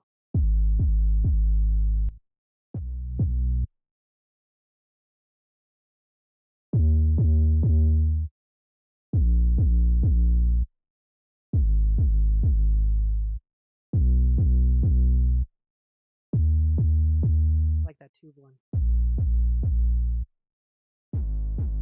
That's wild. That's not it.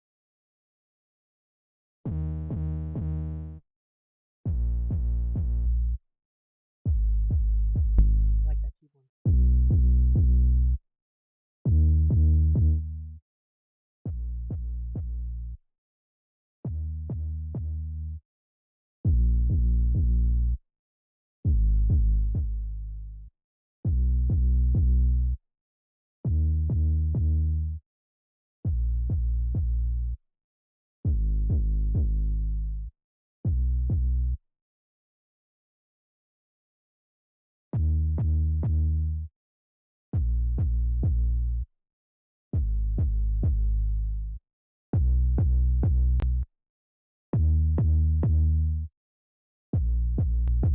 Not gonna lie to you, that's kind of fire actually.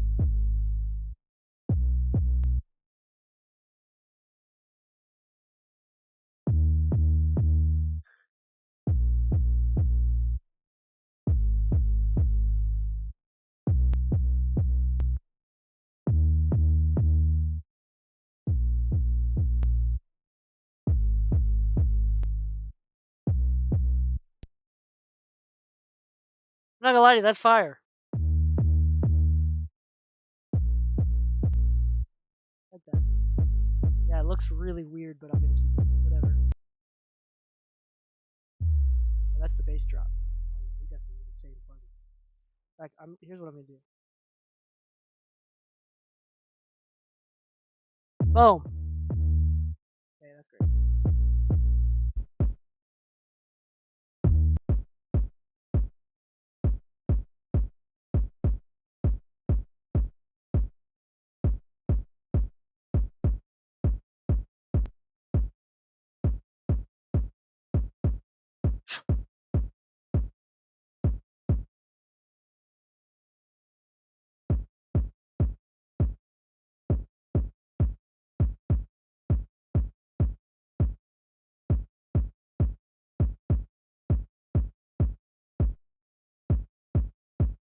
There's that little radiator right here.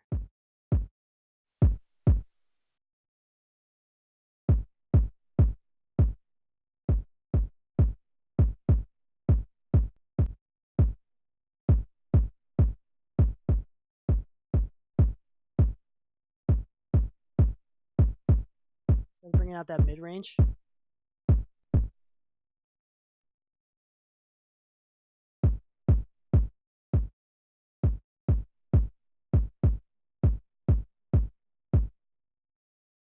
These. We're good.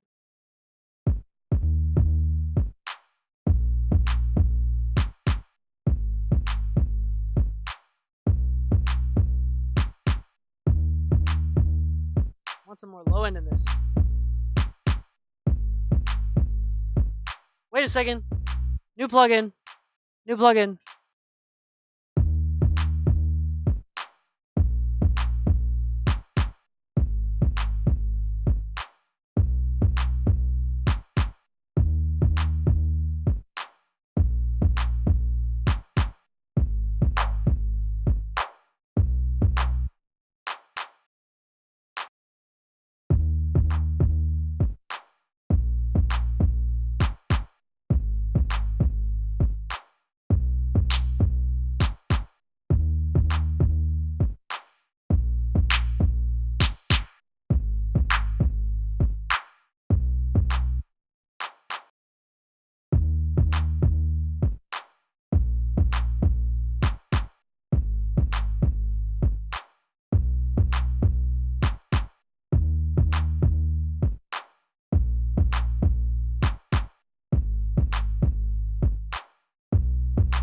Yeah, that's fine. Whatever.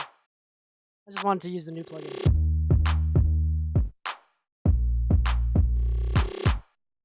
I do not like that.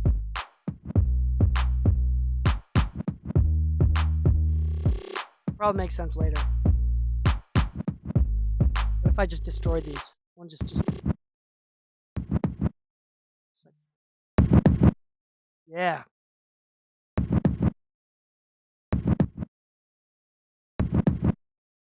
Oh no, wrong button. Wrong button again.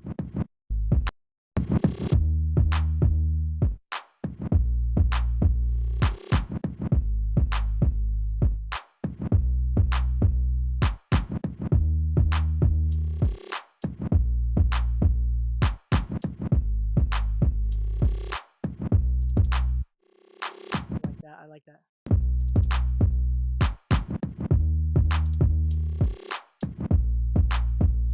It's the panning. I just moved it over. See what it sounds like.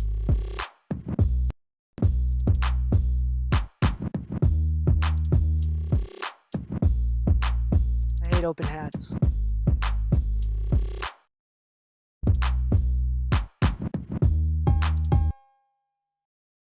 Yeah, sometimes.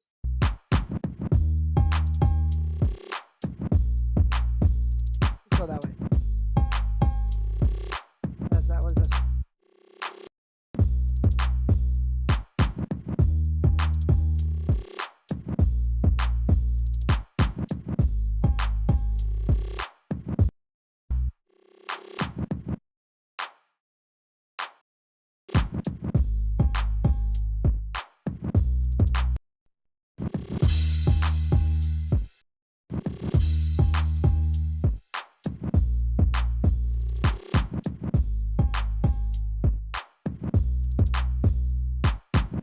All right, so my mentor was the same guy. His name is Leslie Brathwaite. He mixes for Lil Uzi Vert, Cardi B, Pharrell,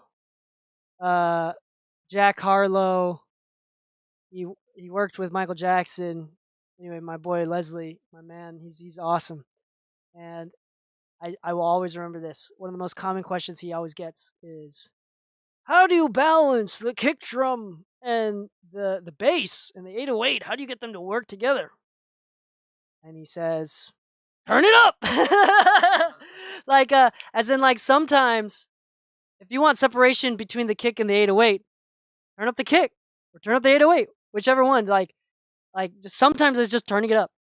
Don't feel bad about it.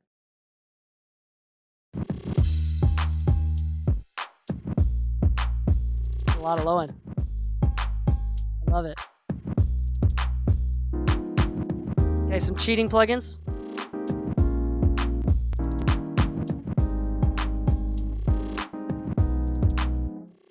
Also, just because, why not? My favorite band, Wolf Compressor.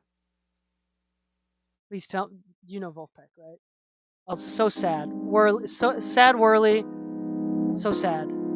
So sad. I don't know why it's sad. Wolfpack. Really?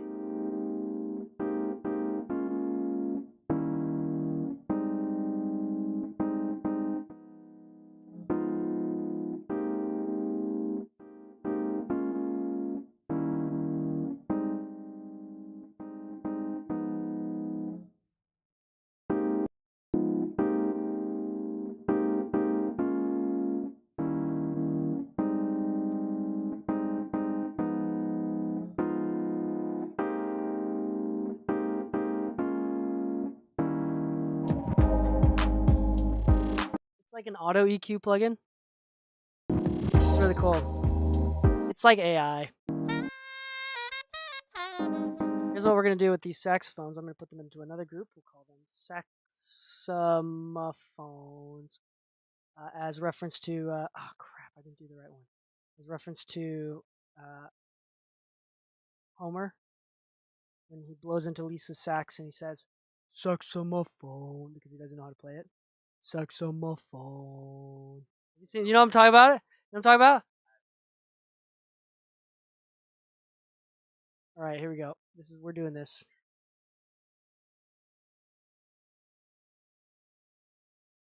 I hope that this comes out through the speakers.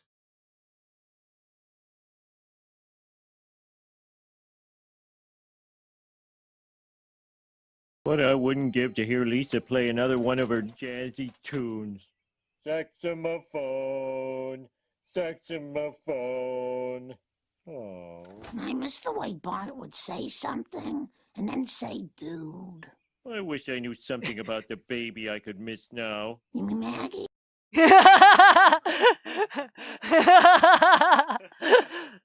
Oh man, my family, we grew up watching The Simpsons.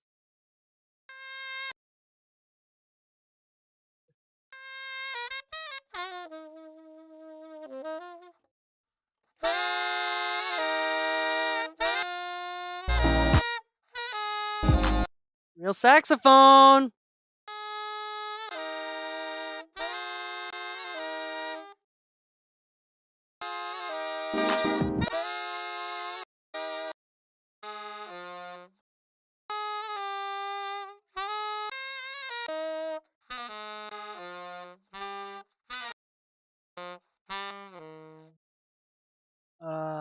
We don't need that one. That one's like a double. Interesting. All right. By causing some phasing stuff.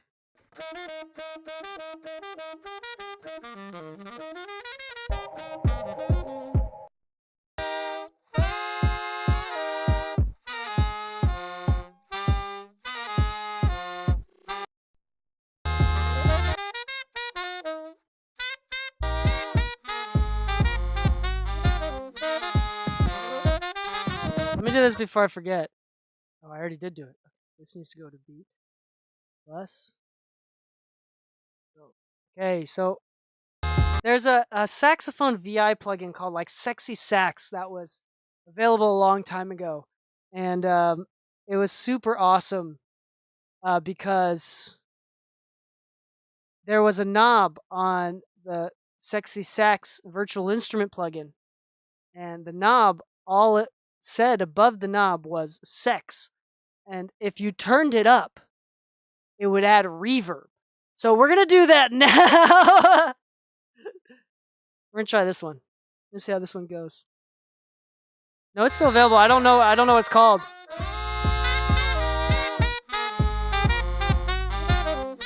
So as we turn up the sex here.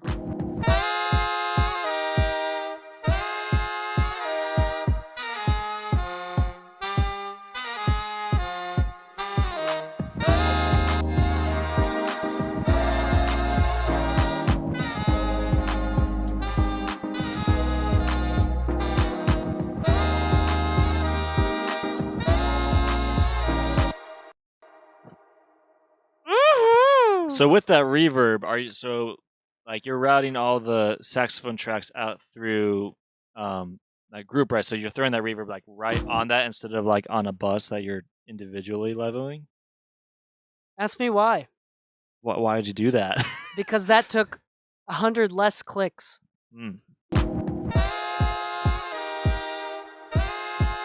I'm being dead serious too. Yeah, it sounds good. It's sharp.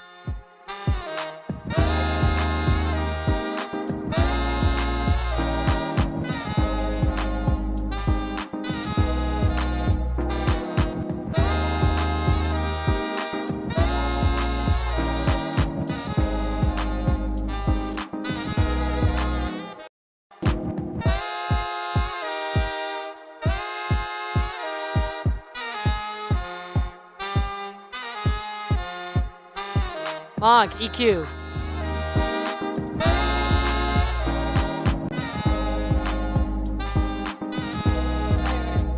Look, it's right here.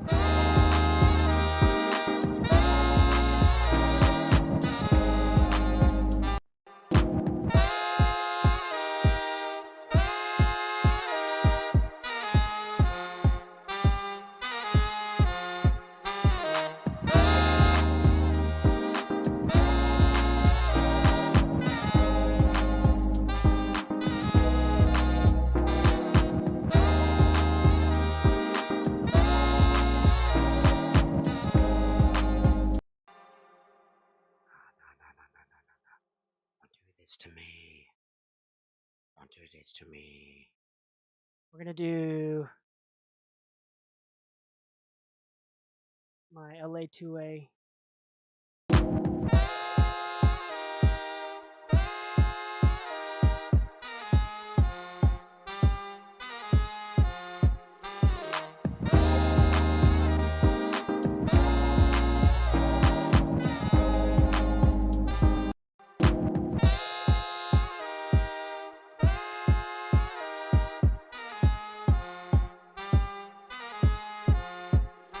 Again, that's one of those things where, because y'all are watching, isn't it funny that like I didn't have to check? I mean, I guess I did briefly. I was like, yep.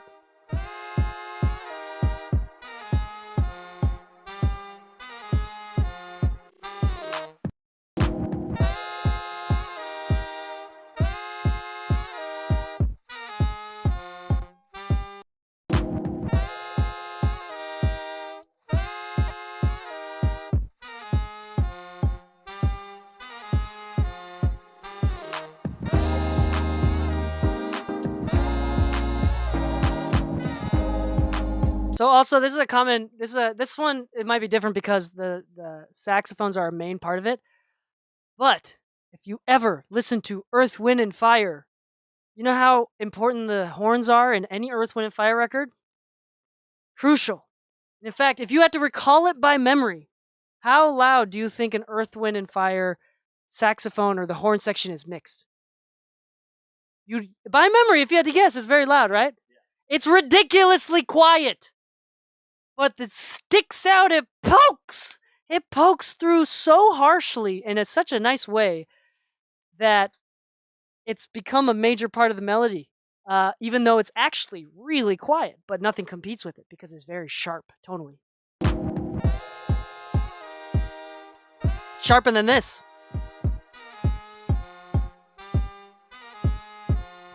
So turn down your horns. Also, common mixed mistake by people that are in the like folk or other genres that uses strings, and maybe you want to go into city pop, or if you want to do just regular pop with some string sections, go Michael Jackson on us. Also, a common mixed mistake by producers is horns and strings are usually often too loud.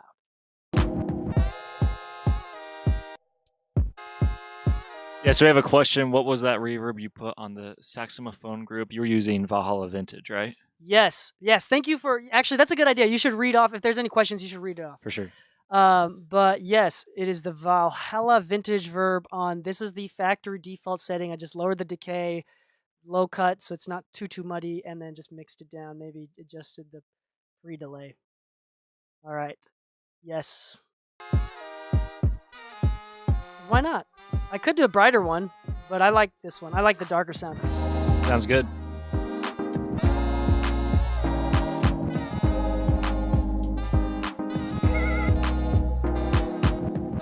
For the solos though,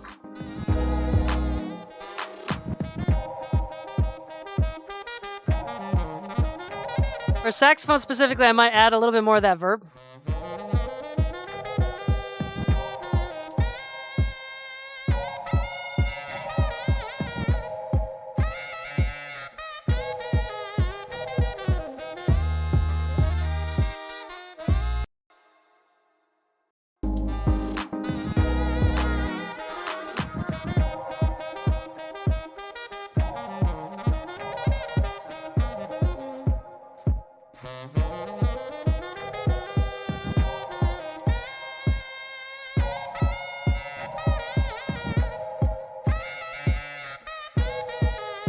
More reverb. And also, let's make these sharper. New plugin.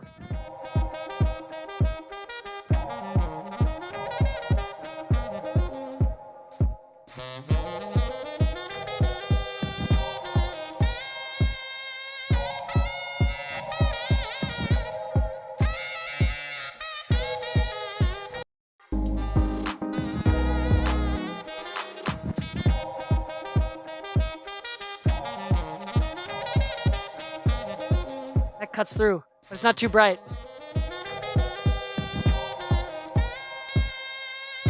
I like that mid-range aggressiveness that it adds. Whatever, we're gonna go for it. It's not conflicted with anything right now. Whatever, we're gonna keep going. I'm not gonna spend too much time dialing it back. This needs...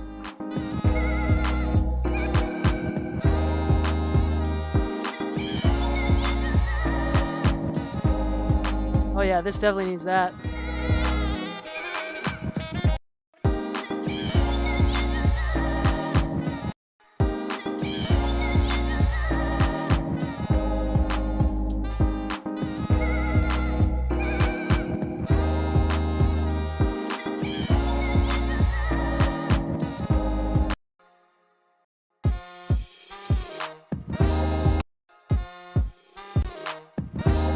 That sucks.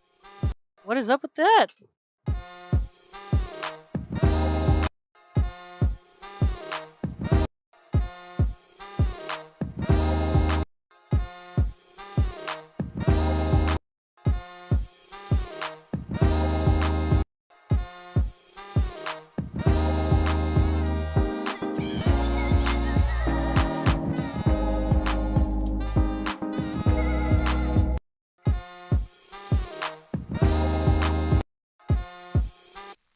Nobody likes vinyl. I'm gonna keep it low.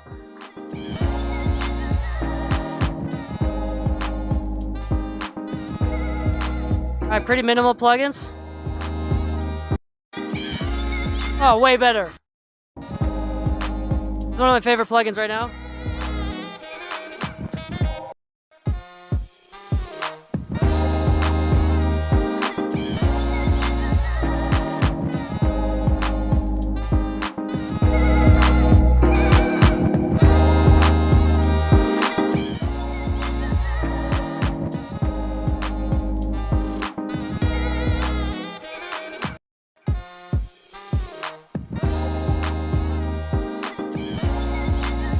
I love Golfos. I'm cheating all the time with it.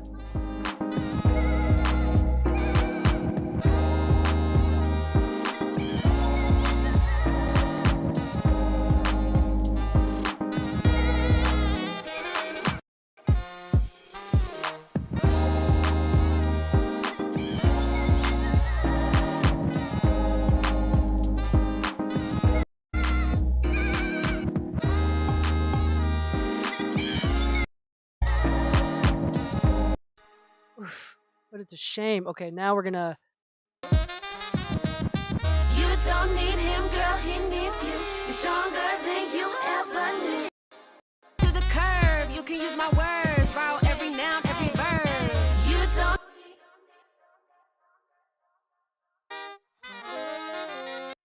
You're flipping him the bird. You can use my words every noun. So kick him to the curb. You can use my words. Borrow every noun, every verb. You don't need him, girl, he needs you. You're stronger than you ever knew. So kick him to the curb. You're flipping him the bird. You can... Let's just turn up the... Let's just automate it. Borrow every noun, every verb. You don't need him, girl, he needs you. You're stronger than you ever knew. So kick him to the curb. You're flipping him the bird. So kick him to the curb. You can use my words. Borrow every noun, every verb. You don't need him, girl, he needs you. You're stronger than you ever knew. So kick him to the curb. You're flipping him the bird. You can use my words every noun, every verb. Fool me once, but a shame on you. Fool me twice, and I'm still... So kick him to the curb. You can use my words. Borrow every noun, every verb. You don't need him, girl, he needs you. You're stronger than you ever knew. So kick him to the curb. You're flipping him the bird. You can use my words every noun, every verb. So kick him to the curb. You can use my words. Borrow every noun, every verb. You don't need him, girl, he needs you. You're stronger than you ever knew. Stronger than you ever knew. So kick him to the curb. You can use my words. Borrow every noun, every verb. You don't need him, girl, he needs you. You're stronger than you ever knew. So kick him to the curb. You're flipping him the bird. You can use my words every noun, every verb. Fool me once, but a shame on you. Fool me twice, and I'm still on you. I know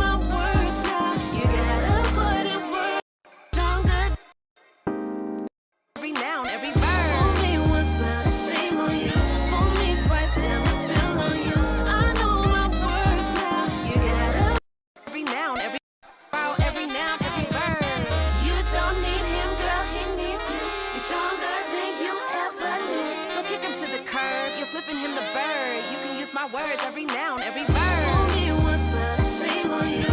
Fool me twice, then I'm still on you. I know my worth now. You gotta put in work. Borrow every noun, every verb. You don't need him, girl, he needs you. He's stronger than you ever knew. So kick him to the curb. You're flipping him the bird. You can use my words, every noun, every verb. Fool me once, but shame on you. Fool me twice. You gotta put in work. Your pizza compliment you on your features, cuz. Can I say it any plainer? I'm Judge Judy, you the plaintiff, and I'm hooking up with the now. You gotta put in work now. Now listen, he don't get the vision, especially if he ain't treat you like the Mona Lisa. Tell him nice to meet you, you're gonna use your visa. Meet a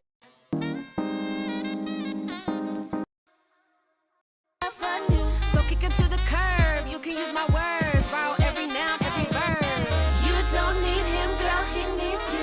He's stronger than you ever knew. So kick him to the curb, you're flipping him the bird. You can use my words, every noun, every verb. Fool me once, but you're flipping him the bird. You can bird. You don't need him, girl, he needs you. He's stronger. Noun, every verb. You don't need him, girl, he needs you. He's stronger than you ever knew. Every noun, every verb. You don't need him, girl, he needs you. He's stronger than you ever knew. So kick him to the curb. Noun, every verb. You don't need him, girl, he needs you. He's stronger than you ever knew. So kick him to the curb. You're flipping him the bird. You can use to the curb. You can use my words. Borrow every noun, every verb. You don't need him, girl, he needs you. He's stronger than you ever knew. So kick him to the curb. You're flipping him the bird. You can use my words, every noun, every verb. My word. You're flipping him the bird. You can use my words, every noun, every verb. Fool me once, but shame on you. Fool me twice, then I'm still on you. I know my worth now. You gotta put in work now. Now, you gotta put in work now. Fool me once, but shame on you. Fool me twice, then I'm still on you. I know my worth now. You gotta put Oh, I'm coming up. Careful. now listen, he don't get the vision, especially if he ain't treat you like the Mona Lisa. Tell him nice to meet you, you're gonna use your visa. Meet a nice Italian boy, fly out to Pisa. That'll cook your pizza, compliment you on your features, cuz. Can I say it any plainer? I'm Judge Judy. Fool me once, but shame on you. Fool me twice, then I'm still on you. I know my worth now. You gotta put in work now. Fool me once, but shame on you. Fool me twice, then I'm still on you. I know my worth now. You gotta put in work now. Now listen, he don't get the vision, especially if he ain't treat you like the Mona Lisa. Tell him nice to meet you, you're gonna use your visa. Meet a nice Italian boy, fly out to Pisa. That'll cook your pizza, compliment you on your features, cuz. Can I say it any plainer? I'm Judge Judy, you the plaintiff, and I'm hooking up with the bailiff. You don't need him now. Fool me once, but shame on you. Fool me twice, then I'm still on you. I know my worth now. You gotta put in work now. Now listen, he don't get the vision, especially if he ain't treat you like the Mona Lisa. Tell him nice to meet you, you're gonna use your visa. Meet a nice Italian boy, fly out to Pisa. That'll cook your pizza, compliment you on your features, cuz. Can I say it any plainer? I'm Judge Judy, you the plaintiff, and I'm so kick him to the curb. You're flipping him the bird. You can use my words, every noun, every verb. Fool me once, but shame on you. Fool me twice, then I'm still on you. All right, that's good enough. All right. Any thoughts or questions? Sounds great. How do the vocals sound right now? Are they sitting too much on top? Kind of feel like There's that one part, the bridge, I think. Say it any plainer. I'm they're really loud here. and I'm hooking up with the bailiff. You don't need him, girl, he needs you. You're stronger than Here's what we're gonna do. Instead of automating the whole thing, I'm just gonna turn these down. worth now. You gotta put in work now. Now listen, he don't get get the vision, especially if he ain't treat you like the Mona Lisa. Tell him nice to meet you, you're gonna use your visa. Meet a nice Italian boy, fly out to Yeah, that's sitting a lot better now. to compliment you on your features, cuz. Can I say it any plainer? I'm Judge Judy, you the plaintiff, and I'm hooking up with the bailiff.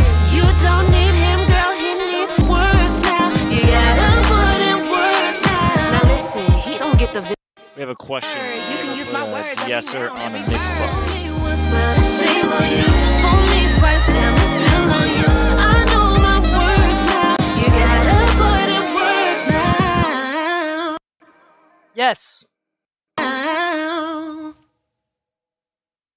I'm gonna let this There play. you have it. So, two questions here. Do you ever put a de-esser on the mix bus? Yes. Yes. In fact, a lot of mastering engineers do that to tame the top end. I do it via this guy because it kind of dips. It kind of does some de-essing here automatically. And that's about it. I often, because I'm kind of mastering as I'm mixing, I often just put de-essers on the main thing where it needs to. And I mix it so I don't usually have to put a de-esser on it. That being said, if I sent one of my mixes to a mastering engineer that personally prefers things to be darker, then he will probably put a de-esser on my mix. Instead of just turning down the high end, de-essers tend to be more dynamic, which is a little bit more subtle and cleaner and reactive to the music instead of static, which is very nice. Anything that's reactive to the music is nicer. That's why dynamic EQs are so great. And the second question is, do I ever use a vocal rider? Not vocal rider. Isn't that like a meme right now? I'm not sure. But yeah. I'm pretty sure that one's like a meme right now. But I don't know. So hold on. What the? Twice now I'm still on you. I know my work now. You gotta put in work. Twice now I'm still on you. I know my work now. You gotta put in work now. Twice now I'm still on you. I know my work now. You gotta put in work now. Yeah. So I do something similar. So sometimes I use like a ERA vocal leveler, which is kind of similar in concept. Compressors are basically vocal riders to begin with. I mean, the whole riding the fader, because there was a dude back in the day that their main job was to ride the fader, anticipate the singer. For example, like Frank Sinatra like compressors were invented to get rid of a job. They would be like, okay, Frank Sinatra's coming up, and then they invented like the compressor, a Fairchild or whatever. I don't know what the first one was exactly, but they're like, oh, now we can fire this guy because this one basically turns down the fader automatically with a threshold, and it's a lot cleaner and it does a better job instead of this jackass that accidentally dips too low and then ruins the entire record. Like, Poor guy. yeah, poor dude. But So stressful. yeah, exactly. So, so I mean, that's what compressors are. They're meant to be a vocal rider, but then they kind of just happen to have a tone and sound interesting, and have color to them. And yeah. Oh heck yeah! yeah. In fact, these 1176s that I have in my desk, the most common usage I use them for is distorting 808s. You want to do a test? Here, check this out. This is going to be hear it. fun. This is why I don't like CLA plugins. I use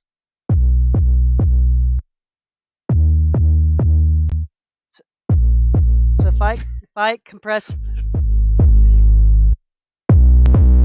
see that? Hear that? Adding that distortion.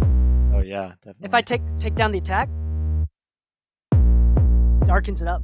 It's like a tone. Oh, interesting. Okay, but watch this. And if I use Purple Audio, which is my favorite one, this adds the best mojo in my opinion. I do the same thing. Hold and use all of them. High attack.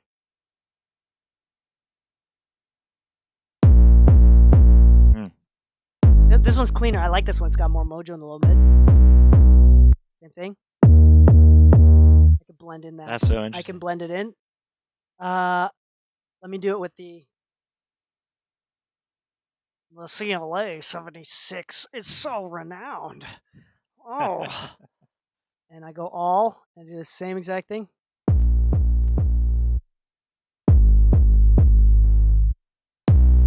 Oh, okay, it does it. Bad. Looks like we have another question from Jeff. So with writing in Pro Last Tools, time I did it, it didn't work as well. Hmm. Nice, that's actually pretty dope. Okay, never Alright. mind. I couldn't prove it bad. All right. With writing in Pro Tools, how do you structure reverb sends? Does it all go to the main vocal bus? So yes, I do sends from the vocal bus as well as individual if I want extra on individuals.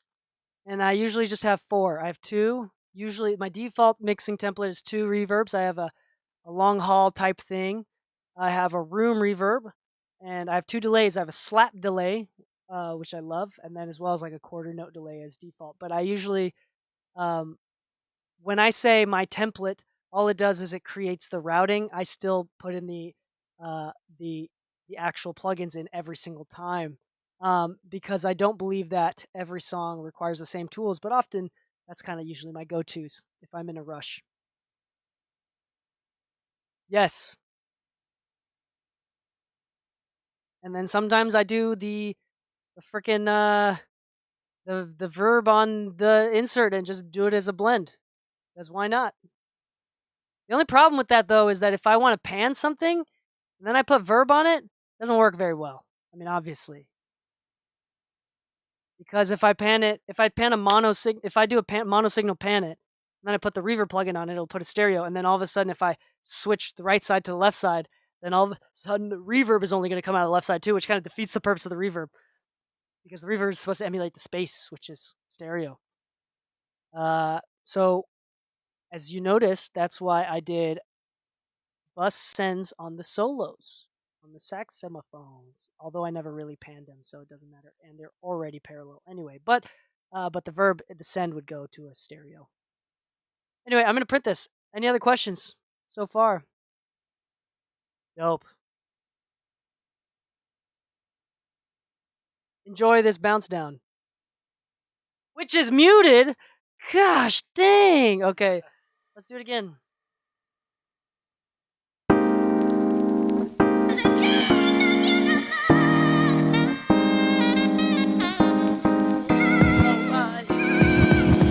Fool me once, but ashamed of you. Fool me twice, damn, I'm still on you. I know my worth now. Gotta put in work now. Fool me once, but ashamed of you. Fool me twice, damn, I'm still on you. I know my worth now. You gotta put in work now. Girl, I've been down and out, but success will drown that out. Been blessed with everything I need. Blessings are in store, like sand up on the shore. But now you're in the eye of the storm. You don't need him, girl, he needs you. You're stronger than you ever knew. So kick him to the curb. You can use my words, borrow every noun, every verb. Fool me once, but a shame on you. Fool me twice, damn, I'm still on you. I know my worth now. You gotta put in work now. Fool me once, but a shame on you. Fool me twice, damn, I'm still on you. I know my worth now. You gotta put in work now. Now listen, he don't get the vision, especially if he treat you like the Mona Lisa. Tell him nice to meet you. You're gonna use your visa. Meet a nice Italian boy, fly out to Pisa. That'll cook your pizza, compliment you on your features, cuz. Can I say it any plainer? I'm Judge Judy, you the plaintiff, and I'm hooking up with the bailiff. You don't need him, girl, he needs you. You're stronger than you ever knew. So kick him to the curb. You can use my words, borrow every noun, every verb. You don't need him, girl, he needs you. You're stronger than you ever knew. So kick him to the curb. You're flipping him the bird. You can use my words, every noun, every verb. Fool me once, but a shame on you. Fool me twice, damn, I'm still on you. I know my worth now. You gotta put in work now. Okay, so the question was also not really related to this song, but how did you get your apprenticeship? Are you talking about with Leslie? I got it through Mix with the Masters. Shout out to the Mix with the Masters program. Yeah, they you pay you apply, and if you get accepted, you pay some money, go out to France and spend a week with the dude of whoever's hosting for the week. It's kind of like a vacation. It's awesome.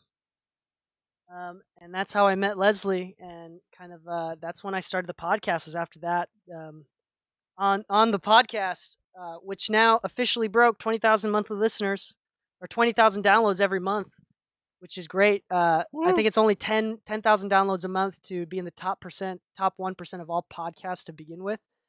And now we're in 20,000, so we're doubled that, which is great. Percenters out here. I'm at the half a percenters. No, I'm teasing. Yeah, there you go. But that was Lou in the vocal booth. He's setting up a computer in the vocal booth.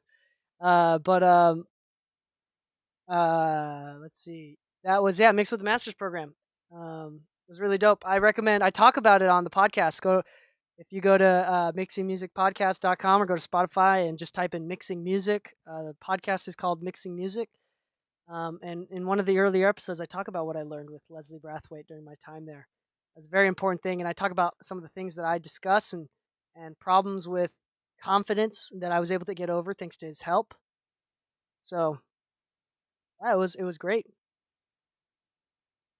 So you apply. So you go to their website and you apply. You send in a portfolio, and then you get money. You have to send money over as well once you get accepted. It is like a higher level program, so it's costlier. So it's usually not that super affordable. As well as there you go. Thanks, Zach.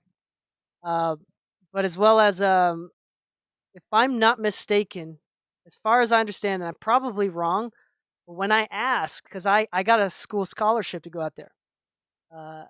Granted, I had already been doing mixing full time by the time I joined my college program, so it was a little bit different scenario.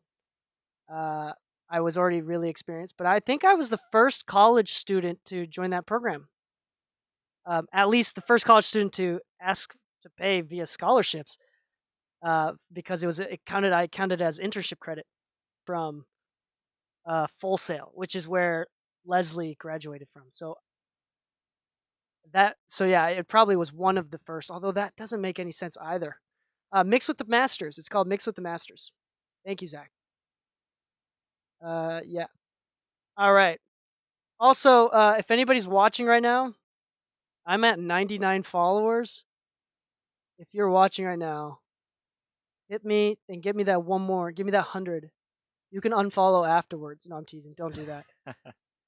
But hit that 99. Get that 99 followers.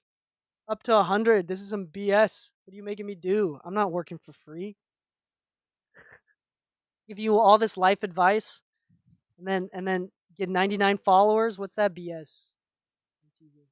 I love y'all. I appreciate every single one of you. If you're on YouTube, is anybody on YouTube? I don't know if anybody's on YouTube. Is anybody on YouTube?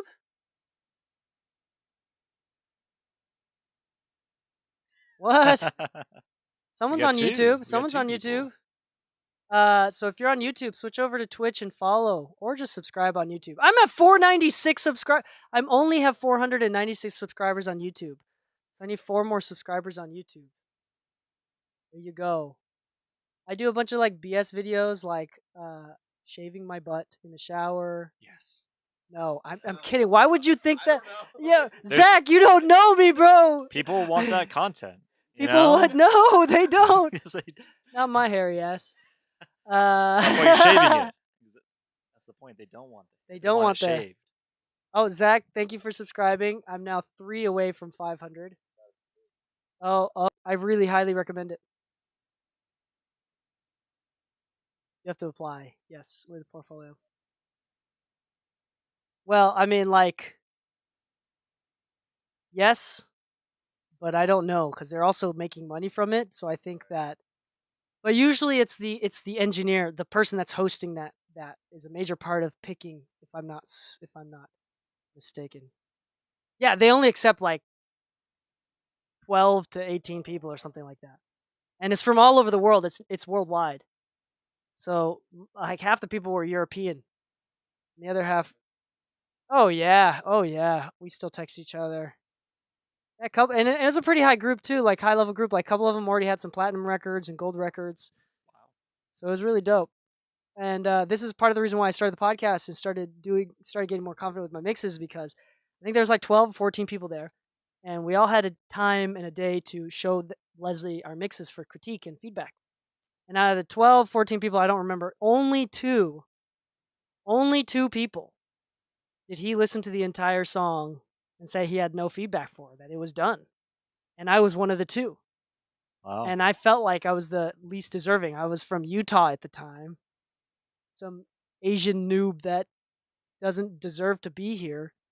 You know, that only works with independent artists. There's platinum and gold record producer engineers in the room. I didn't feel like I deserved. So that was like really huge for my confidence. Really great life-changing experience. And the second guy mixed on MX50s headphones. Granted, he'd been doing live sound for 20 years, so he had some mixing experience. But I mean, he mixed the song in the studio on headphones. That was the second guy that also didn't have any feedback. And a couple of the people that he did have feedback for had like lots of money and equipment, more than what Studio A has right now, which is a lot more than normal. But yeah, it's cool. It's great. Oh yeah, even the normal membership where you watch the videos is really great. It's a really good resource for learning. I really recommend it. Get a bunch of free plugins. Okay. Let's see. Oh, that's the wrong thing. Whoops. Okay. Let's see here. I gotta upload this, so give me a second here. Edit me. Oh, I gotta do this. Should I do the trail thing? I should. I will. I guess we will. Y'all want to do one more, or should we call it a day? What do the people want? The people are slowly leaving. Maybe we should just start like fart jokes and make sure that they come back and stay for the content. Hold on. It's after mixing. All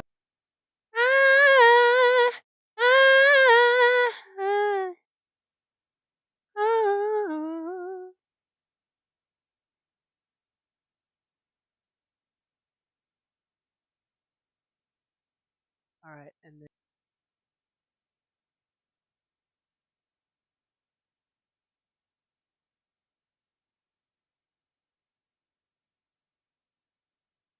Four color Flinty. They're excited. They want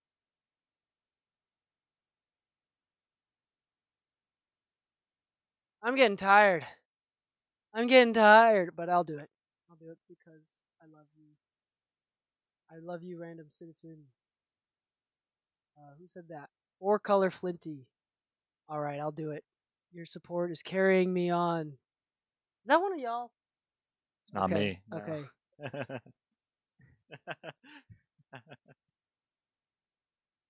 There you go. I told him. Let's see. Which one was it? Bus it? Quit playing. Yeah, this one takes a lot of emotional effort and kind of production type stuff. Harmonies kind of go more than just mixing. Doing some creative mixing here. You get to see my goals in the background. Oh yeah. Oh yeah. No. I'm gonna quit after I get one.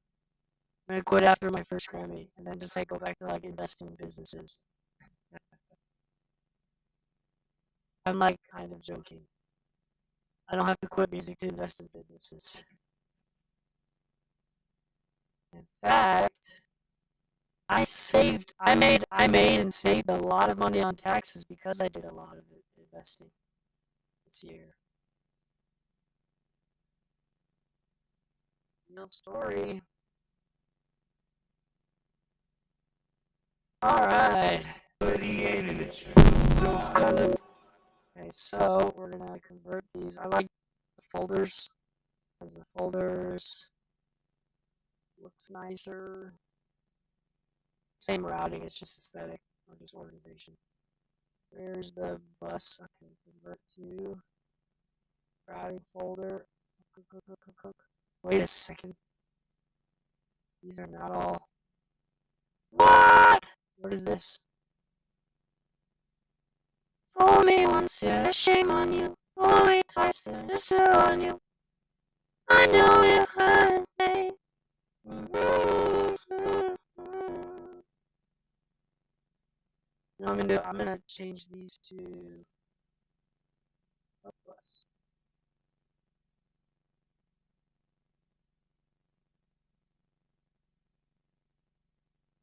And more blessings are in store. Na, na, na, na. Welcome to Karaoke with DK. Oh crap, I missed it. Hook bus.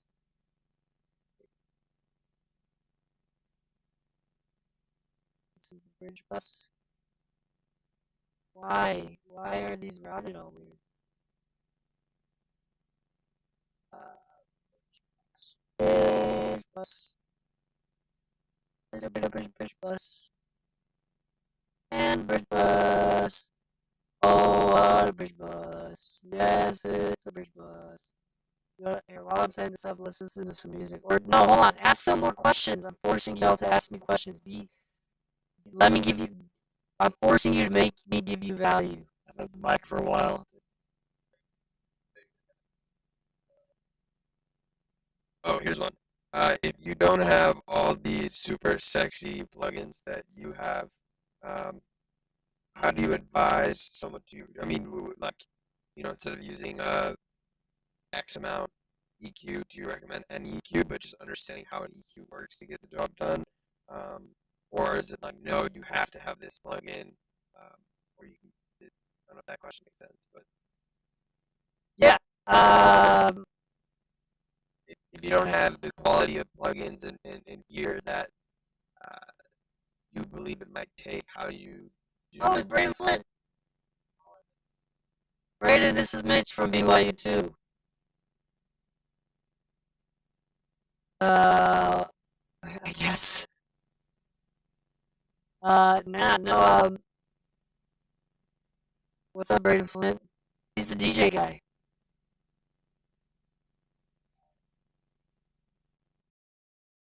Yeah, you do all the vinyl stuff. Can't really hear anything. No, and then Jeff. All right. So let's do. So to answer your question, 2 answers to this. First, I want to be theoretical and ask you if you hired me to mix a song in a weird way. God came out of the sky and said, you can only mix this on this computer with stock and plugins with Ableton. Do you think that my mix will come out worse? Or do you think that my mix will come out bad? I mean, you're not using the tools that you would normally use. Like if you're in a kitchen and you have not the stuff if you have not the stuff that you would normally bake with in a kitchen, and you're forced to use materials that I think it would be different. I don't think it would be objectively bad. I think that it would be different, but I feel like the only way that we'd know it was different is if we A and B'd it. True. Because especially if I'm able to take your laptop and plug it into my speakers via the aux cord, I don't think that it'll be that different as far as the end game. What's up, Lou? Oh, hi, Lou. You wanna grab here? Grab this one. Take this charger. You say hi to the audience. A lot of humans in the world. I don't know. I'm socially awkward on my phone. So enjoy. If you're social awkward, then I'm challenging you right now to sing your favorite Anthony Hamilton song. Go. Charlene. There There you go. you go. I think you took a step forward today. Anyway, everybody misses you, Lou. Everybody's like, where's Lou? Every comment is like, where's Lou? The other. I'm literally hiding in a dark closet. Trapped in the closet. I'm just figuring out if my hard drive works and then trying to repair my heart in the process. Ooh. While Ooh. mixing songs with stock plugins in Ableton. That's right, I was listening. I can hear you. We'll see. Shout out Chris Kane. Okay, we'll see. Shout out Chris. Okay. What is going on with this?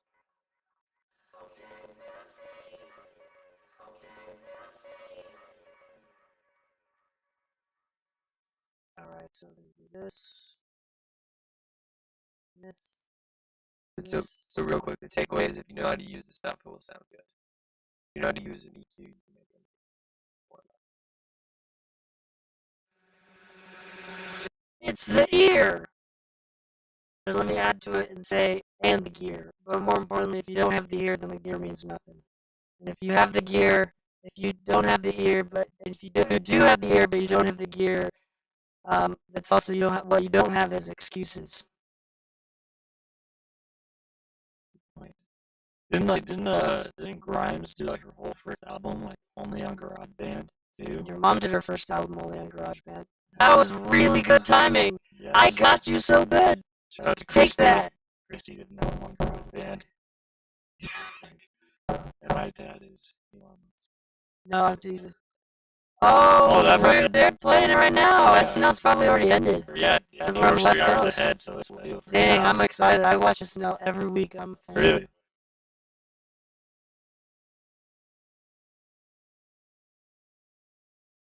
Shoot.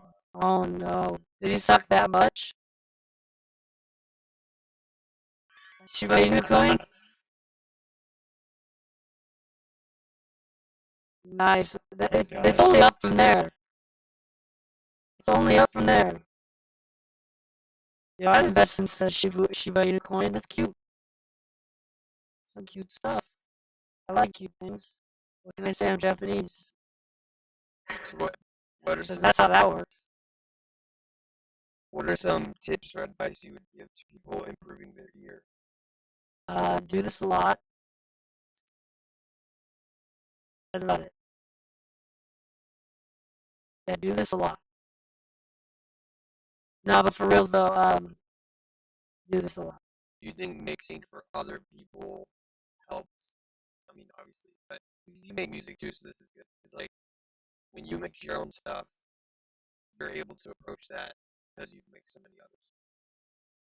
I don't know if that. Yes. I do a worse job mixing my own music because I've lost bias.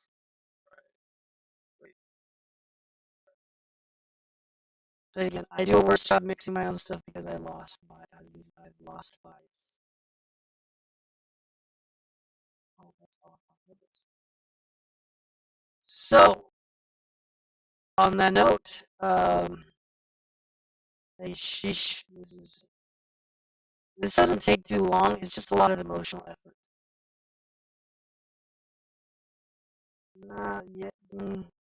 It's a lot of stuff. It's just a lot of emotional effort. Music's okay. I'm gonna have to focus like really, really hard for this. Alright, that's kind of organized now. Okay. So what did you say? What did you say? What did you say? Yeah, oh yeah, and then Jeff said the same thing. Jeff said the same thing. It might take longer. Yeah, it might take longer. So to kind of, now that you got my full undivided attention, I would say the tools are nice. The tools have different sounds and different things. For example, there's a reason why there's a bunch of different compressors because each compressor sounds different. But the utility of a compressor is the same. And it'll take me a lot longer, but I can figure out how to get similar tones with almost anything. And more importantly, if I can't do it, like, there's a bunch of different saturation. The reason why I love saturation, there's so many different tones of saturation. Some accentuate the lows, some accentuate the mids and highs. Even if I have just stock saturation, which only does one certain type of saturation, I have the ear and I'm going to know how to utilize it. So you're right, it might sound a little bit different. might not be traditional to everything else that I mix, but theoretically speaking, it should sound similar because the ear is the same. When I saturate, why am I saturating something? It's because I'm looking for this. And I can get that with a different plugin. You know, I'm looking for X, and I can find X with a different plugin. It may not be saturation. It might be compression or EQ. Maybe I use saturation to get grit out of it. Maybe instead of regular saturation, I use the built-in one and manipulate it in a way, or do some blending. There's always ways that you can manipulate it, do lots of tricks. So it might take longer, yeah, but yeah, I should be able to do the same mix, and more importantly, it won't sound bad. And I think the word worse, if I mix it with stock plugins, I think worse is subjective. It might sound better with the limitations of only being able to use stock plugins. You never know. Maybe I might find that all of my extra tools and extra saturation that I'm using has actually been hurting me this entire time. And that it was a lot better, at least in this specific instance, to just use the cleaner stock plugins. We might find that out. We'll never know. The world will never know. Okay, let's start off with this beat.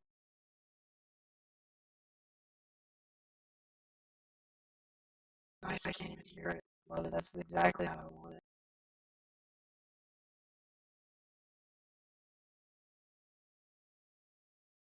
Music sucks. Music sucks. Bridge. Music sucks.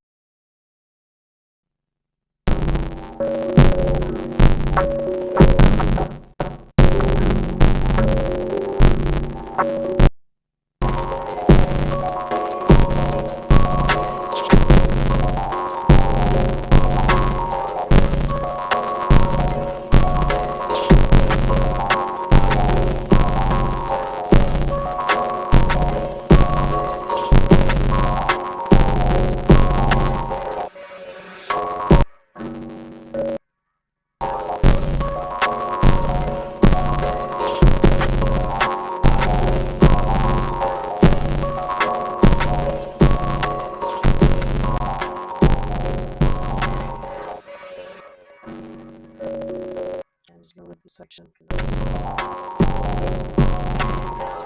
like how hard it knocks.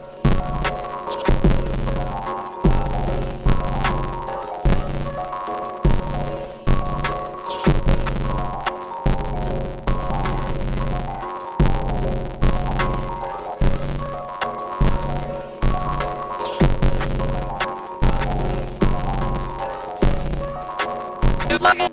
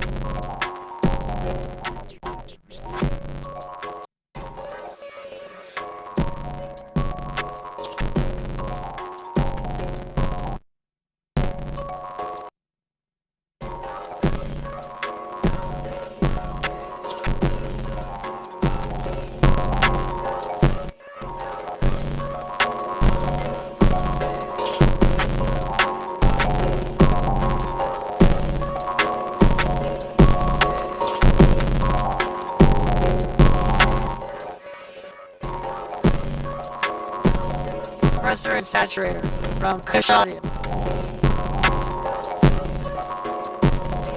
My favorites.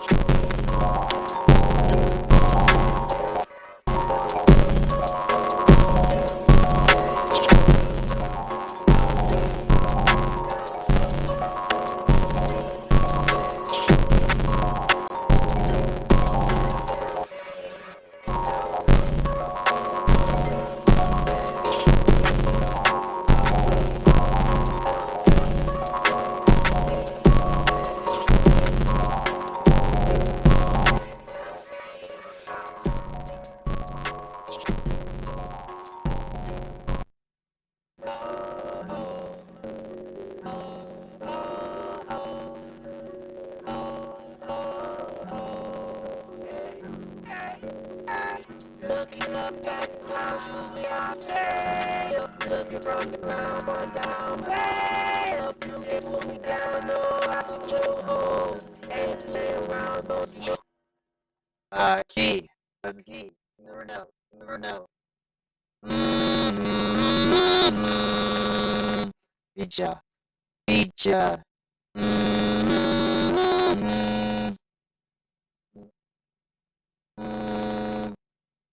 B.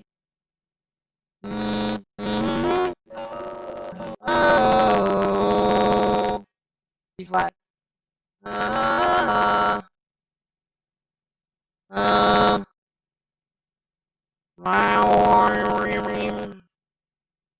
This show is sponsored by Autotune. Actually, no, it can be for real because I am. Autotune, the home of making your music sound better because you suck. You're welcome.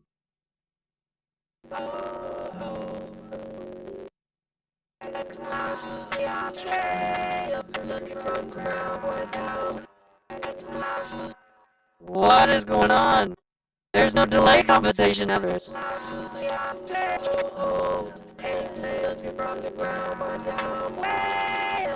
Alright, I say this every single time, so I'll say it again. I say it in every single time. I talk about it on the episodes about Autotune versus Melodyne. The reason why you hate the singing in Beauty and the Beast with Emma Watson and The Greatest Showman is because that isn't Autotune. That is Melodyne's manual tune. Melodyne sucks. And it ruins it, especially if it's really easy to use it too much. Autotune, on the other hand, if you're a good singer, Autotune doesn't work unless you're a good singer. Unless you're a trap rapper and you just kind of let it glitch, whatever. And that in its own sense, it sounds cool, right? I'm not going to smack that at all. I think it sounds really dope. At that point, it's an instrument. But when you're a good singer, Autotune works really, really well, and you can use Autotune super subtly to make it still sound natural. It's harder to do that with Melodyne.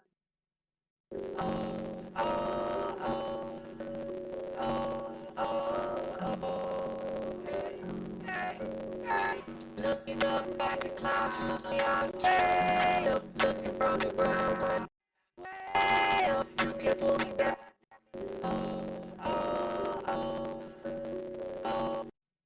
Usually I stay up. Looking from the ground, down, way up. You can pull me down, no, I just flew home. Ain't play around, don't you know you're cool. Ready for playing with me, this ain't a game to me. You niggas lame to me, you ain't what you claim to be. I'm in the AMG, got the game with me. We in the same with me, we up, my nigga ain't no sleep. Nigga ain't no beat, we just blaze more weed. Every day more key, don't we stay low key. We don't play, don't speak, just the fake police. All you think is a game, okay, we'll see. Oh, I just flew home. Ain't play around, don't you know you're cool. Ready for playing with me, this ain't a game to me. You niggas lame to me, you ain't what you claim to be. I'm in the AMG, got the game with me. We in this game with me, we up, my nigga ain't no sleep. Nigga ain't no beat, we just blaze more weed. Every day more key, but we stay low key. We don't play, don't speak, just the fake police. All you think is a game. Okay, so the first thing we're gonna do is I'm just gonna mix this. With me, this ain't a game to me. You niggas lame to me, you ain't what you claim to be. I'm in the AMG, got the game with me. We in the stand with me, we up, my nigga ain't no sleep, nigga.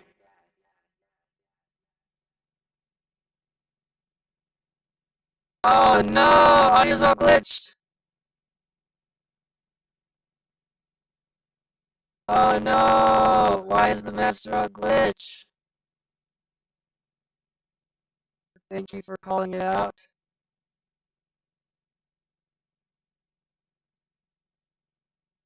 Let me figure out why it's doing that.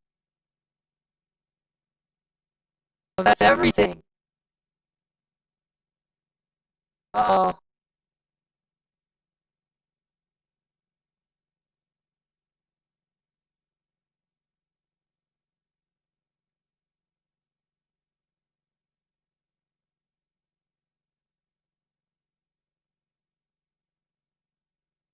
It's 96. It's 96K.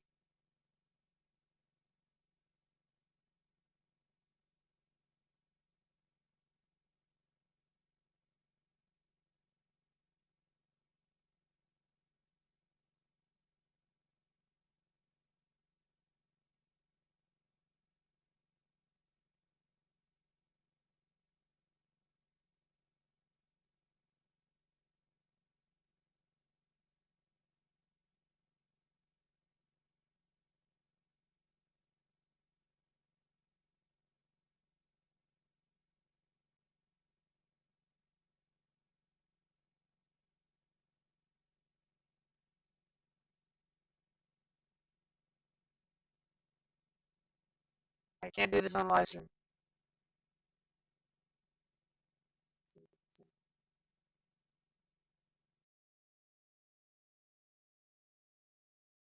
Alright, is my audio better now?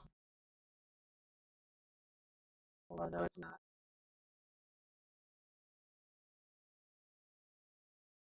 Give me a second,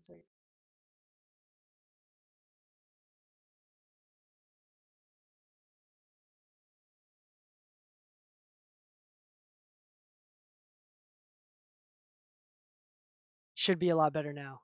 The audio should be better now.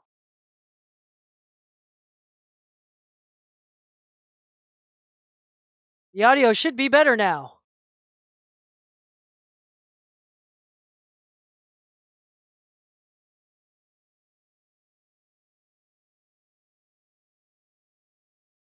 All right, it should sound now. It's normal. Yay!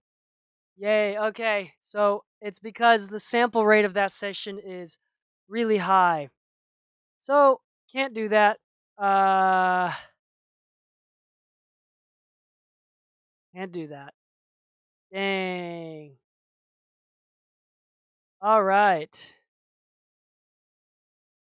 Cool. On that note, I don't know. We can go back. Let's do this because 4-color Flinty. I don't know if you're still there, Brayden. I'm gonna pull up a random session for you and see if we can do something cool and kind of go through an old mix of mine. Oh no! Okay, then we definitely need to quit soon. We can talk about Other Side. This is a really good mix. This is a really good mix.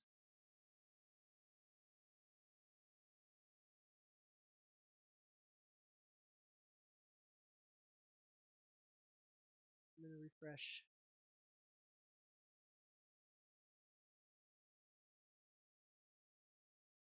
All right. Here's the thing. I'm going to show off this old mix. This is an older one. There's a podcast episode coming out about this pretty soon. So we're going to listen to this one.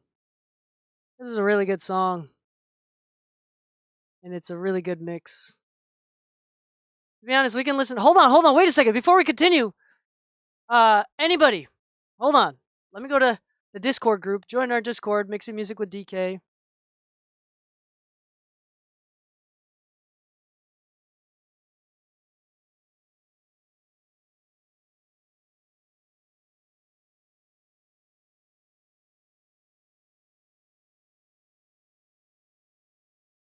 Wait, okay. New unreads. Oh, thanks, Zach. And then let's see.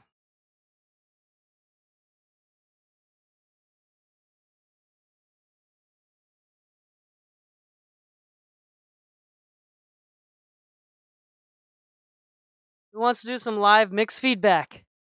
All right. Do any of either of y'all want to do some mix feedback live in person right now? Yeah. Yep. Okay, you want to do it live? You brave?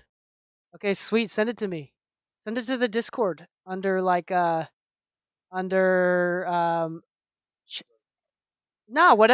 A new song, something that's not out, that is out, whatever you want to do.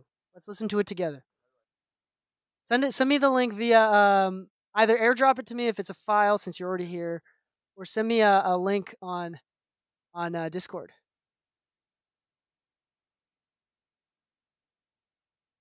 Yep. All right, you got it? All right, test.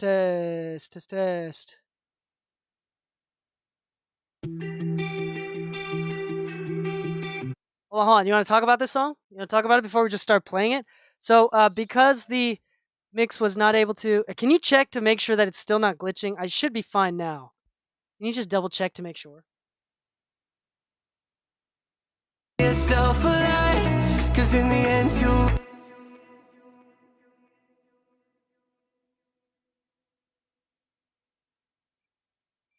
After this. It was after this. Let's talk about it, though.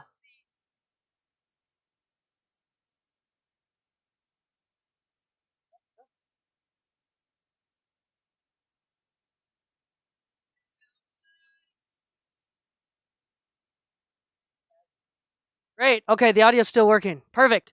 All right. So hold on. Where's the mic? You got the mic? All right. Explain yourself. What the heck is this song? Yeah, so this song is a song that I made. I'm taking a monthly course by Louis Bell, who's a producer and songwriter for Post Malone and a bunch of, mostly Post Malone. But so this was the first song that I made while taking the class. I like it. It's fun. Not going too deep in the details of it, I can, but of like the concept behind it. But I'm not super confident in the mix. I'll be completely honest. I'm pretty confident. Why not? It's not something. I don't know. It's me and mixing. I've always had like a love-hate relationship because I've always admired great mixes. But like mixing is like a good wife, but she can't cook worth shit. I'm just kidding. That was a joke. That was a joke. That was bad. That was really bad. I apologize. What decade is this? But okay, sweet. Cool.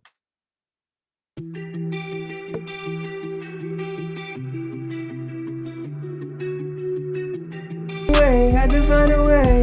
More than a couple days since I saw your face. I've been on my way, they gon' know my name.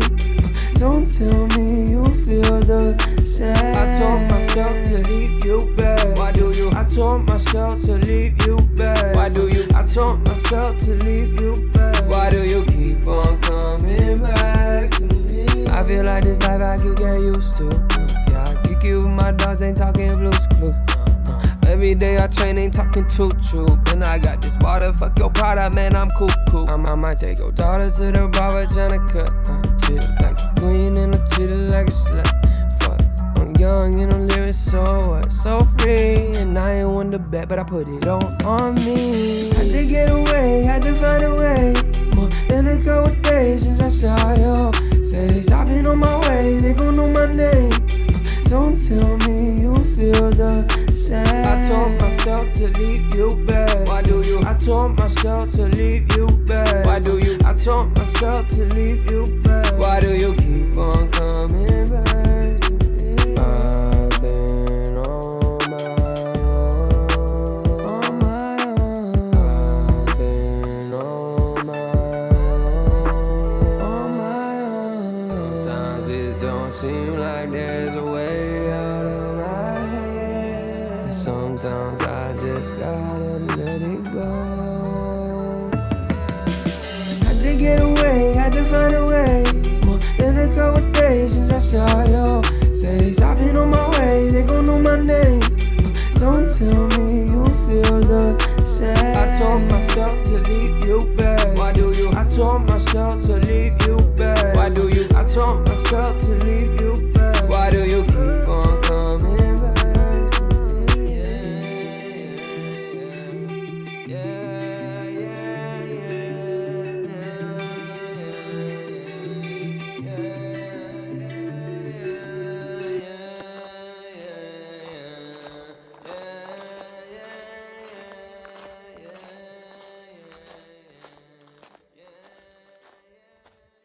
All right. If anybody in the chat or anybody watching right now wants to send some mixes to review or some songs to review, feel free to do so.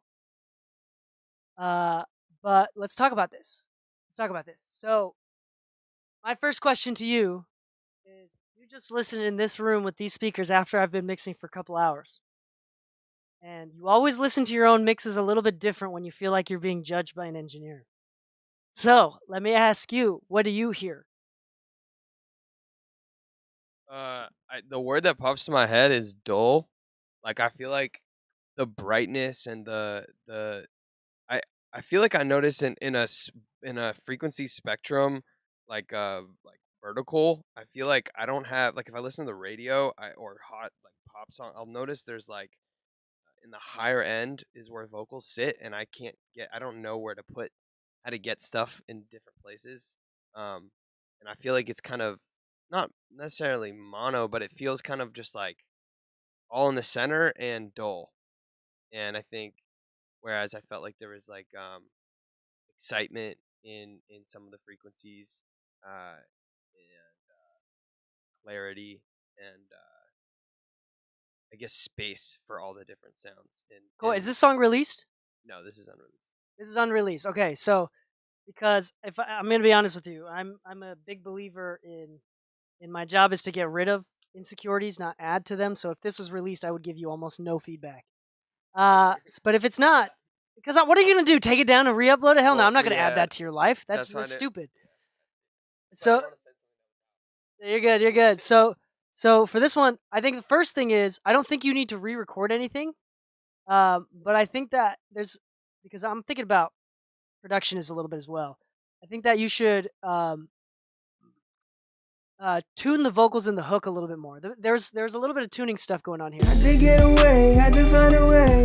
More than a couple days since I saw your face. I've been on my way, they gon' know my name. Don't tell me you feel the. Is that right there? I told myself It's a touch. to leave you back. Why do you? I told myself to leave you back. Why do?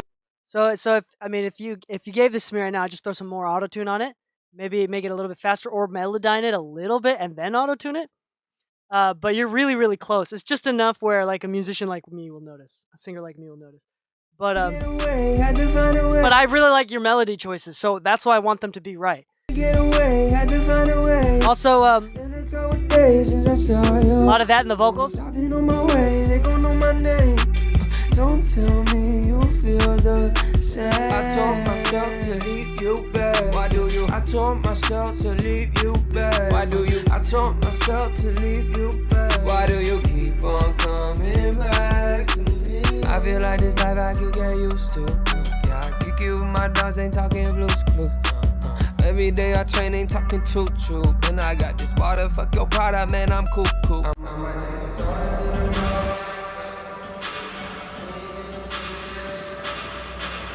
And I'm living so free. And I ain't one to bet, but I put it on me. Had to get away, had to find a way. More than a couple days since I saw your face. I've been on my way, they gon' know my name.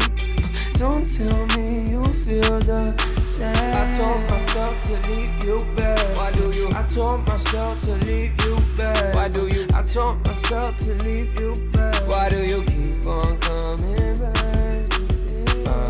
Get away, had to find a way. More than a couple days since I saw your face. I've been on my way. I've been on my way, they gon' know my name. Don't tell me you feel the same. Get away, had to find a way. More than a couple days since I saw your face. I've been on my way, they gon' know my name. Don't tell me you feel the same. Get away, had to find a way. More than a couple days since I saw your face. I've been on my way, they gon' know my name. Don't tell me you feel the. Get away, had to find a way. More than a couple days since I saw your face. I've been on my way, they gon' know my name. Don't tell me you feel the. Get away, had to find a way. More than a couple days since I saw your face. I've been on my way, they gon' know my name.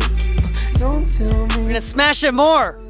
I told myself to leave you back. Why do you? I told myself to leave you back. Why do you? I told myself to leave you back. Why do you keep on coming back to me? I feel like this life I could get used to. Yeah, I kick you with my dogs, ain't talking blues. Every day I train, ain't talking truth. Okay. And I got this water, fuck your product, man, I'm cool. I might take your daughter to the barber, tryna cut. Chill like a queen in a chill. All right. Okay, people in the chat and and Mitch, what do you think? I'm gonna do this one more time. Here's before. Get away, had to find a way. More than a couple days since I saw your face. I've been on my way, they gon' know my name. Don't tell me you feel the. Let's say don't make it brighter. To leave you back. Why do you? I told myself to leave you. Take the EQ off. I told myself to leave you back. Why So now the question is, the reason why I did this is because I want to, these are tools, but this is a really perfect example of using the tools to get a specific result. Okay. This is a really good one. So as you can hear, there's a lot of low mid buildup. I thought it was kind of subby. I would probably distort the low end a little bit more just to kind of like resonate and have more saturation in the low end. I noticed that the vocals were loud, and I think that they were loud because they weren't cutting through the mix. In the sense that because the beat is dark and the vocals are dark, there's some conflicting frequencies there, so you naturally turn the vocals up a little bit, which sounds good. So I want to turn the vocals down, but I can't turn the vocals down because it's a 2-track. And I want to turn the beat up, turn the vocals down, turn the beat up. It's the same exact thing, right? I want to do that, but I can't. Okay, this is where compression comes into play. I compress it, the difference between the vocals and everything else is going to go less and less and less. So because I compressed it, the volume of the vocals went down, or the volume of the beat went up. One of the two, it doesn't matter which one, because it's the same exact result. Well, I mean, listen to this. No EQ, just turn off the EQ, right? Just the compression. I'll even turn off the reverb. get away, had to find a way. More than a couple days since I saw your face. I've been on my way, they gon' know my name. Turned up the beat. Don't tell Now, me. it makes it a little bit less punchy. There's less transient. I'm cutting off the transient. Get away, had to find But they're closer together. They're glued. Been a couple days since I saw your face. I've been on my way. If I can do that with a single plugin, 2 plugins, and you can do that with a fader, it'll even sound even better because it'll keep that punchiness. Contrary to popular belief, compressors do not add punchiness. They usually take it away. Get away, had to find And then a way. I added the reverb because I wanted more space in the vocals. The vocals still felt separate from the beat. And so I wanted to add this reverb, and I did it as I did a send, so I copied it, but I didn't want the kick drum and the bass in it, so I filtered it before I added the reverb. And then I did 100% wet reverb. Get away, had to find a way. It's off. Been a couple days since I saw your face. I've been on my way, they gon' know my name.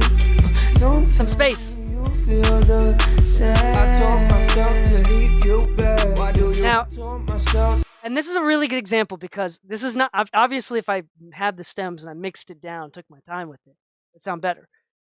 But this is the ear versus the gear thing that I'm talking about. So because you're a producer, right? How do you usually do it? Do you usually start with a splice sample or something like that, which is pretty common, right? When you're scrolling through your splice samples for like good melodies, right? When you hear one that rocks, you're like, this is it. What do you hear in your head? What makes you say this is the sample? Is it because you can start hearing the drums and the 808s already? It's inducive to a creative flow. Wait, Mike him. Yeah, I would say definitely you can. I'll start going like I'll start coming up with a drum pattern or You can hear it. I'll feel it in a Exactly. way that resonates. Yeah. And I think especially and do you do that? I think that's partially instinct, but it's also because you've been producing. You know how to make drums and you know how to manipulate melodies, right? You've been practicing. It's the same thing with mixing. I've been doing this for so long. I would guess that I've been mixing for much more in depth and longer than you have been producing. But even with less hours, less experience, you still have you have a vision. You have enough experience to be able to envision something. Same with mixing. When I mix, a lot of beginning mixers, they're trying to figure out. They're in a foggy road, and they're trying to figure out. There's no bubbles. They're not looking at the bubbles. They're just trying to figure out. I'm just trying to look at the ocean right now. You know, they're not looking at the bubbles. And then when it comes down to it, a real pro mix engineer like Lou or I, from the moment we hear the song, we know exactly what it needs. There's no guessing. The tools that we have and the diverse amount of tools that we have is just part of our toolkit. Why do you keep 100 different 808 sounds? The 808s are the same. It's because each one has a slight different variance and a different vibe. That's why I have 100 different compressors. Same exact thing. So if you have a vision, then I could say with mixing it's the vision, and that's something that comes with time and experience, just like with producing. Gamma 71 says that mid-range cut was 90% of the work. I think, Zach. I think you're right. And the other 90% to equal 180% was the compression, and the last 20% to make a full 200% is the verb. Had to find a way. More than a couple days since I saw your face. I've been on my way. They gon' know my name. Don't tell me you feel the. So it's not perfect. There are still some frequencies I'd like to adjust in the vocals specifically, but I can't do that without. Again, this is the master. But do you kind of hear what I'm hearing? Yeah. So I think if you mixed it with that in mind, and why don't you bring in the stems next time? Maybe we'll do this live some other time, or maybe you have them. Okay, so maybe we do this later if people are still watching. But yeah, like this is something that would be really quick. All right, up next. Thank you. Yeah. That was awesome. Any questions or thoughts or anything like that? Like I'm in mix with the masters. I'm your master. All right.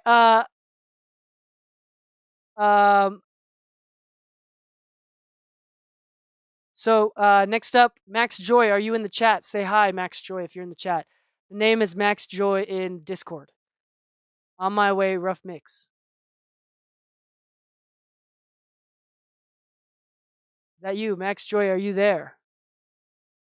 About to listen to your song.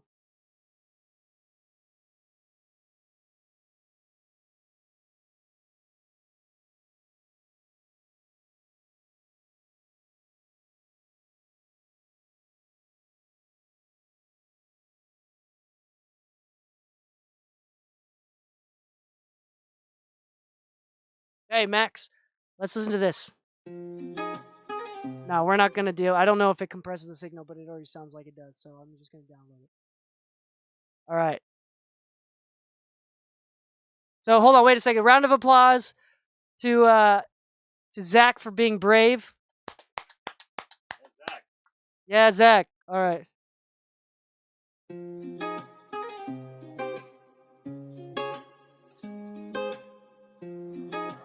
RVM, hit the strings. I'm at 99 followers on. Hold on, wait a second. I'm at 99 followers on Twitch. 99 followers on Twitch. Please follow me on Twitch. And 499 subscribers on YouTube. What is of compassion? And you're not following on Twitch or subscribed on YouTube, I'd really, really appreciate it. I'm at 499 on YouTube and 99 on Twitch. I really appreciate it. I spent 3 hours on this stream. Lou, did you follow me, Lou? Lou followed me. Lou, you weren't following me before. Oh, Max Joy, you just followed me too. Hell yeah, now I'm at 101. Thanks, y'all. Now it's not an even number. No, I'm just kidding. I need one person to unfollow. No, I'm just kidding. What? Lou was 100. Thank you, Lou. Wait, hold on. I think Max Joy was first. Dang. Yeah, Midside Sound. Max. Oh, yep. Max Joy was 100th. You were 101. You can unfollow me, Lou. You can unfollow me if you want. Follow me when I'm at 199.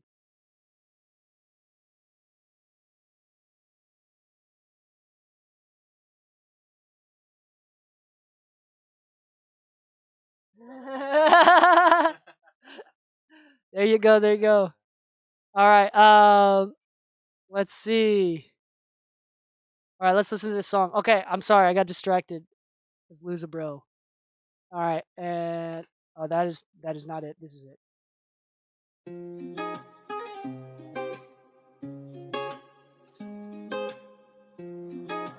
RVM, hit the strings. Where you at, Michael? Where you at, Michael?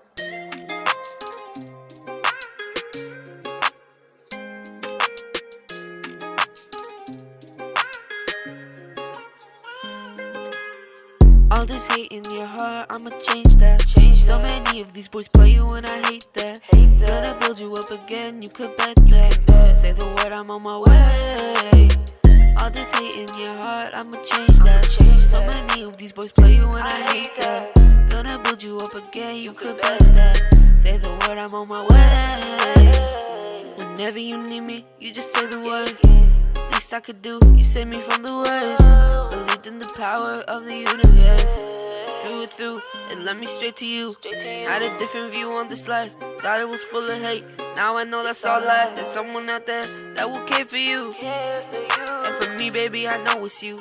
I just know that's true. There's still so much hate in your heart.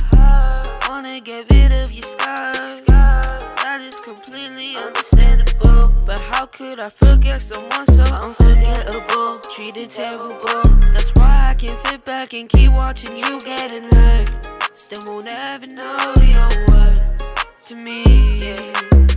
All this hate in your heart, I'ma change that. Too many of these boys play you and I hate that. Gonna build you up again, you could bet that. Say the word, I'm on my way. Every day, be right there, stay. I don't play with you, my love. All this hate in your heart, I'ma change that. Too many of these words play you and I hate that. Gonna build you up again, you can bet that. Say the word, I'm on my way. All this hate in your heart, I'ma change that. Too many of these words play you and I hate that. Gonna build you up again, you can bet that. Say the word, I'm on my way. All right. Max Joe, I'm going to ask the same question. Before I do anything, you listening and knowing that we're judging. Thank you for being brave. First off, a little claps to you.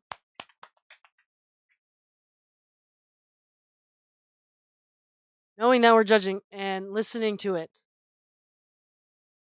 What do you think? What do you think, Max Joy, before we go on to it?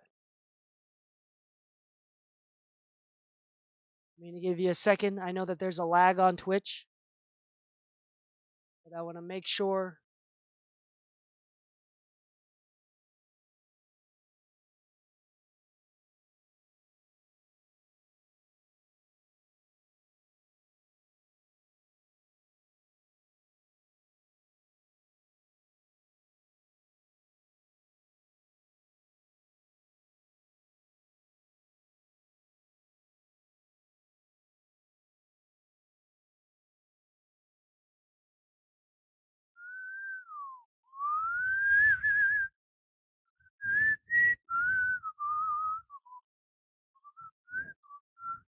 All right. Oh, he posted on Discord. Okay. Where is it? I think that there's definitely room for improvement, but I've only just started, so I'm ready to learn. Dope. Awesome. Cool. So actually, I was going to say, this is pretty good. This is actually pretty good. And I think that we're really close. Just like with Zach, we're pretty close. So there's a little bit. Yeah, you're good. You're good. I'm gonna go into it. I think that the vocals. I really like how hard the 808 is. Did you make the beat too? The 808 is significantly louder than all of the other things, all of the other elements in the beat. But I think it actually sounds kind of cool. I think it's a little bit too dramatic of a difference.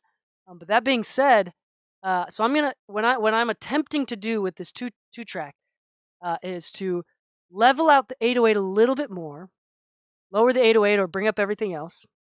I'm gonna try to do that with some compression, which is not what you want to do. I'm using tools to kind of show you what I'm hearing, not necessarily showing you that you should compress everything. That's not the point. I also think that there's some harshness in the vocals. I want some more. Okay, dope. This is BeatStars. Okay, so I want. There's a little bit of harshness in the vocals. It's really bright and it's really crystal clear. I really like that. I think the vocal placement is really good. I think that I just want to add a little bit more low end in the vocals. We'll see what we can do here. Change So many of these boys play you and I hate that. Gonna build you up again, you could bet that. Say the word, I'm on my way. All this hate in your heart, I'ma change that. So many of these boys play you and I hate that. Gonna build you up again, you could bet that. Say the word, I'm on my way. Whenever you need me, you just say the word. Least I could do, you save me from the worst. Believed in the power of the universe. Through and through, it led me straight to you. Had a different view on this life, thought it was full of hate. Now I know that's all lies. There's someone out there that will care for you. And for me, baby, I know it's you. I just know that's true. There's still so much hate in your heart. Wanna get rid of your scars. That is completely understandable. But how could I forget someone so unforgettable? Treated terrible. That's why I can't sit back and keep watching you getting hurt. Still won't ever know your worth to me. All that changed. So many of these boys play you and I hate that. Gonna build you up again, you could bet that. Say the word, I'm on my way. All this hate that changed. So many of these boys play you and I hate that. Gonna build you up again, you could bet that. Say the word, I'm on my way. All this hate in your heart, I'ma change that. So many of these boys play you and I hate that. Gonna build you up again, you could bet that. Say the word, I'm on my way. Whenever that changed. So many of these boys play you and I hate that. Gonna build you up again, you could bet that. Say the word, I'm on my way. All this hate in your heart, I'ma change that. So many of these boys play you and I hate that. Gonna build you up again, you could bet that. Say the word, I'm on my way. Whenever you need me, you just say the word. Least I could do, you save me from the worst. Believed in the power of the universe. Through and through, me straight to you. Had a different view on that. Changed. So many of these boys play you and I hate that. Gonna build you up again, you could bet that. Say the word, I'm on my way. All this hate in your heart, I'ma change that. So many of these boys play you and I hate that. Gonna build you up again, you could bet that. Say the word, I'm on my way. That changed. So many of these boys play you. So, a couple things. Already, my version's actually to the ear sounds louder. If you look at the meter here, it's actually quieter. Check this out. That changed. So many of these boys play you and I hate that. Gonna build you up again, you could bet that. Say the word, I'm on my way. Music compression. All this hate in your heart, I'ma change that. So many of these boys play you and I hate that. Gonna build you up again, you could bet that. Say the word, I'm on my way. Whenever you need me, that changed. So many of these boys play you and I hate What's that. the baby? I Gonna love build you up New again, York. you could bet that. I Say the heart word, New I'm York. on my way. Plug and do. All Maybe this hate audio. in your It's heart, parallel. I'ma change that. So many of these boys play you and I hate that. Gonna build you up again, you could bet that. Say the word, I'm on my way. When that changed. So many of these boys play you and I hate that. Gonna build you up again, you could bet that. Say the word, So there's some like super high frequency here. This is the part of the vocal and the microphone that makes the microphone sound cheap. It sounds very digital and cheap. If you can figure out a way to make it brighter, for example, the clariphonic or anything that goes above. Here, I'll just use this because it's more visual. 26K, 26K. So many of these boys play you and I hate that. It's a lot smoother of a top end. It's a lot smoother top end because I'm taking this. So many of these boys play you and I hate Yeah, see how harsh that is? build you up again, you could bet that. Say the word, I'm on my way. All this hate in your heart, I'ma change that. So many of these boys play you and I hate that. Gonna build you up again, you could bet that. Say the word, I'm on my way. When that changed. So many of these boys play you and I hate that. Gonna build you up again, you could bet that. Say the word, I'm on my way. All this So that's not ideal. It's compressing it a little bit too much, but it's compressing to a point where it's a lot more balanced and glued down. So I think that it's sounding a lot better. What are you hearing in the difference? So I added some low mids in both the beat and the vocals. Actually, adding it in the beat also made it sound good. Kind of brought out the melody a little bit more. The vocals were a little bit too bright, so I cut the bright, that 8, 9, 10K area in the vocals, and then boosted like 2 to 400 for the low mids of the vocals, which made the kick drum bounce a little bit more as well, or the 808. And then compressed it to try to lower the average, the difference in volume between the vocal and the beat. And then I used a limiter to do it even more so. I need to cut it off, like cut off the tops.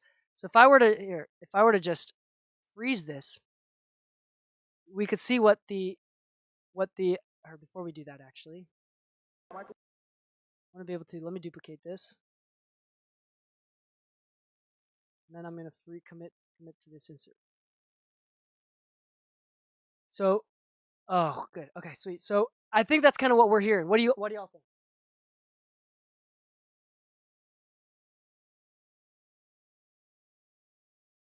I was kind of with you in that. It sounded like pretty tight from the get go, and so just kind of leveling some of those things out. Yeah, I don't know. This is a very, very fine tuning. With what we can do with just a 2-track.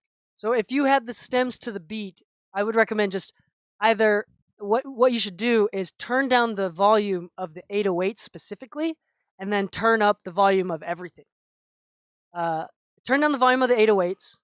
So if you're at 0 unity gain for 808s, unity fader, turn it down like -4 dBs or something ridiculous, and then turn everything up so that the 808 goes to 0 dBs again. So then everything should be like +4 if it's all unity.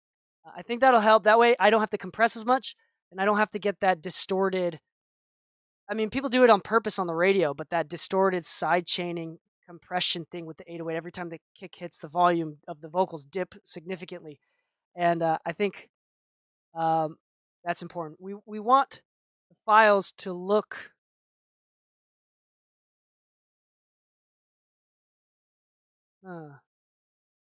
why does yours look more squished? Interesting. Why does mine look like I have more? Whoa, that's cool. That's cool. But yeah, that did not do what I thought it would do. That absolutely did not do what I thought it would do. That's interesting. So many of these boys play you and I hate that. Gonna build you up again, you could bet that. Say the word, I'm on my way. So many of these boys play you and I hate that. Gonna build you up again, you could bet that. That sounds a lot more full, a lot more radio ready. So I think that's really great. I think you're really close. I would recommend just referencing to other vocals on the radio or on Spotify on your favorite top played that you reference to. But that actually, you have really good instincts. So congrats on that. I think the challenge for me is finding the pocket and EQing, but I'm happy to say I'm catching on well, and all my producers think I'm learning a lot really fast. How to keep improving is definitely helping. If that's you on the vocal, I can tell that you're really young, and if that's the case, keep going, my friend. You have really good instincts. And it's very promising. So congrats on this one. And once again, a couple claps for Max Joy for being brave. All right, up next we got do we have let's see, Smokey. Have a good life. Smokey, are you here? Smokey with Have a Good Life. Have a good life, Smokey.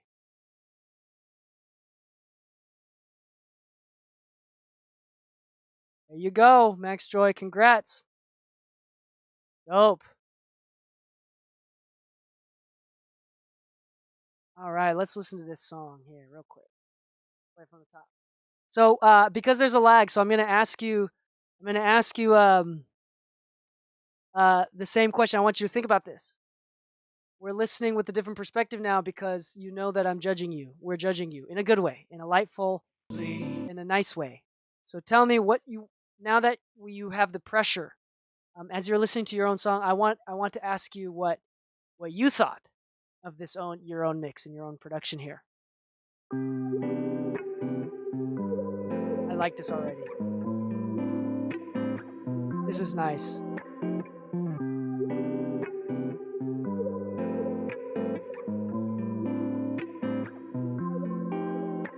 the vibrations in the air telling me that I should stay a while. Smoke a little bit of purple haze, I like to see you smile. We'll fill the room till we can't see, hit it till we can't breathe. What is going through your mind? All I smell is the serenity. You breathe this shit so effortlessly, so effortlessly. Have a good night, you'll have a good life, babe. Have a good night, you'll have a good life, babe. I feel it in the air as I fall into your eyes.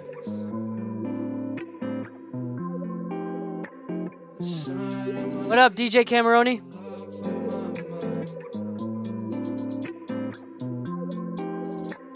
Sometimes it gets tough, but you're thinking too much. So much is going on in your head.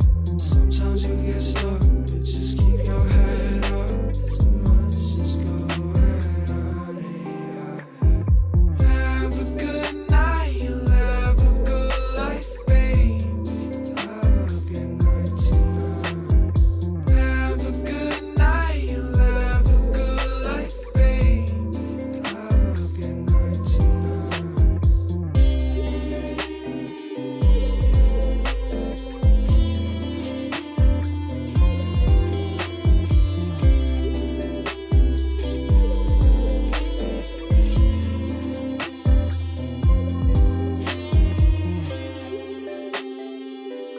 This would be really nice to smoke some weed with. Honestly, I'm like relaxed. This is good.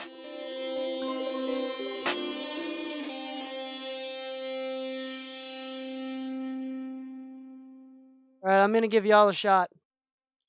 Zach, Mitch, what do you think? I really liked it. Like it felt cohesive. It felt whole. The only thing, and this might just be like a preference thing more than anything, is I felt like the vocals were like drier than they needed to be. I felt like they You want didn't. more reverb? Yeah, a little more reverb, just so Delay they ambience. felt like they were in the space of like the guitar and that synth part a little bit more. By the way, real quick, DJ Cameroni, of course I remember you. No, oh, that's right. That was your song. Oh, this is DJ Cameroni. This is Mitch. This is the Sugar House song. That's his song. That's his song. Lou said too.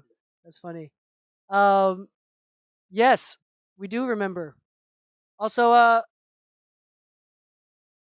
and I do. Well, on a personal level, I actually like Drive. Thinking too much, so much is going on. Any thoughts on your end? I think it could be a bit brighter. Like I don't know you guys, but overall I thought it was really good, and I agree. It captured the vibe and the essence was there. There wasn't anything that was like, ooh. I think it's a really good side. All right, here's what I'm thinking.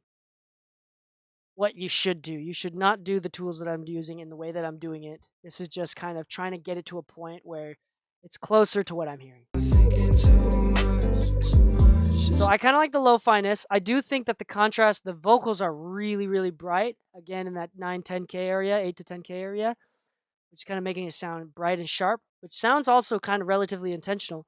But I would probably darken up those vocals either by adding some lows or cutting some highs and turning the volume up. too much, so much is going on in your head.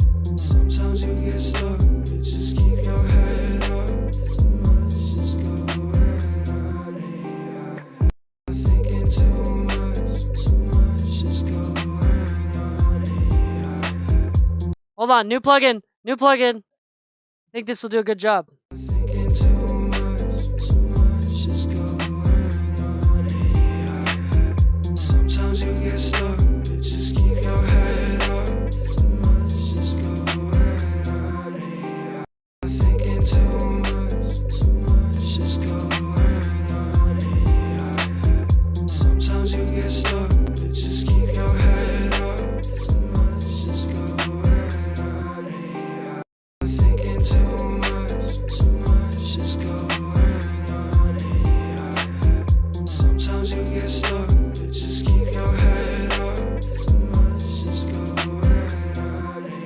something going on here in the lows. So first off, the lows are a little bit muddy. For this one, the lows are a little bit muddy. And they're a little bit much. That's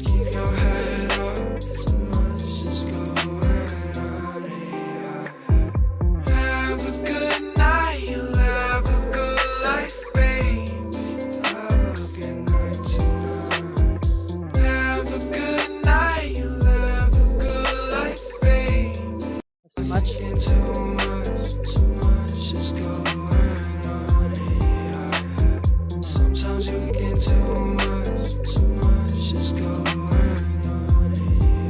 First off, I think that's the first step. So, because the vocals are a little bit bright, I'm thinking like adding some low mids, but I just added some mids to balance it out. See how it balances out the vocals a lot more. And I think the lows are a little bit much for this type of song.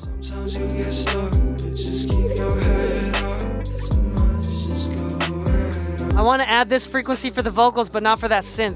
I'm just gonna do it there.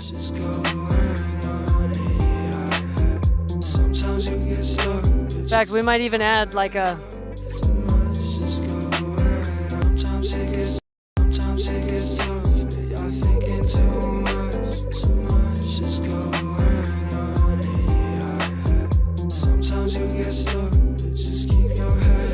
Right now it kind of feels a little bit underwater.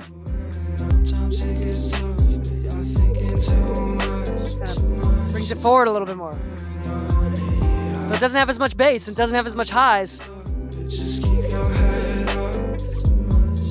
It's a lot more balanced, it's a lot thicker. We want that thick cream, especially for something like this. I wouldn't say this is lo-fi, but for something like this in this genre, in this texture, I want that mid-range. You know, like if we were to compare, like, did you listen to the new Bruno Mars Anderson .Paak track, which is like mix-wise, Serban Ghenea did a really good job and mixed it to be more in that era. And I think that this is a mix that should be more in that era, that mid-range centric dark analog era, instead of like this really bright thing. Because right now it's really bright and it's mixed to be like a modern pop thing, but it's still a little bit too bright even for that, just because there's a lack of information frequencies in the mid-range and the low mids from the vocals, but not from the beat. There's too much lows in the beat. So I think balancing that out.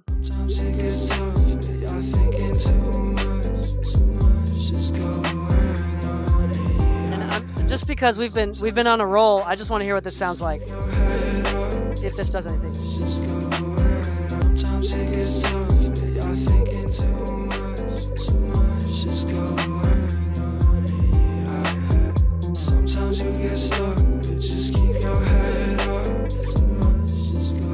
Now the low end is a lot tighter. It's not too much, especially for something like this. You don't need too much low end. This ain't a hip hop song. This is already a lot. So I would probably leave it like that. See, right now it's kind of, for me right now, just with my speakers and my setup, it's kind of piercing to the ears. I'm having a hard time enjoying it because it's really bright and it's a little harsh. So if we smooth it out.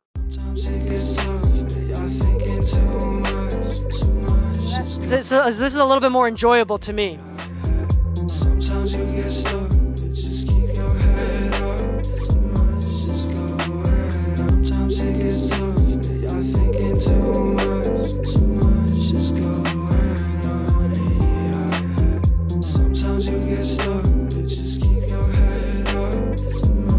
Again, look at the volume. Look at the volume. Perceived volume is a big thing when it comes to the mastering mixing world. Check this out. Serenity, you breathe this shit so effortlessly. Peaks are about the same. The average is right here. The lows are right here. Right here. My mix. Average is about a little bit higher. The perceived volume is much louder. Oh, that feels... Honestly, I don't know if I would say this for the other two, but this is good enough for me to print this. If I was very kind, I would print this and ship this to you, and you can release this as is. That sounds really good.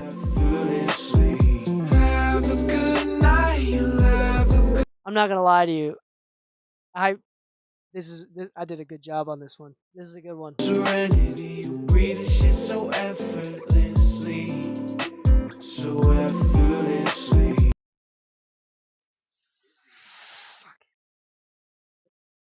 Yeah. Dude, what are you talking about 2 for 2? It's 3 for 3, my guy. You had a good song too. You breathe this shit so Trying to leave yourself out of that like some insecure bullshitter. That's what you are. Nah, bro, you did a good job too. Don't be humble. Don't be humble. It's healthy. It's healthy in this world of insecurities to brag a little bit. You made that beat, right? Yeah, that's good. That's good. I like this one too. This isn't I wish I gave it a like I'm gonna give this to you just for fun because I'm feeling very generous. Nice. As Pro Tool crashes, it doesn't. There's one specific plugin that does this, so I'm gonna have to force quit this. Dang.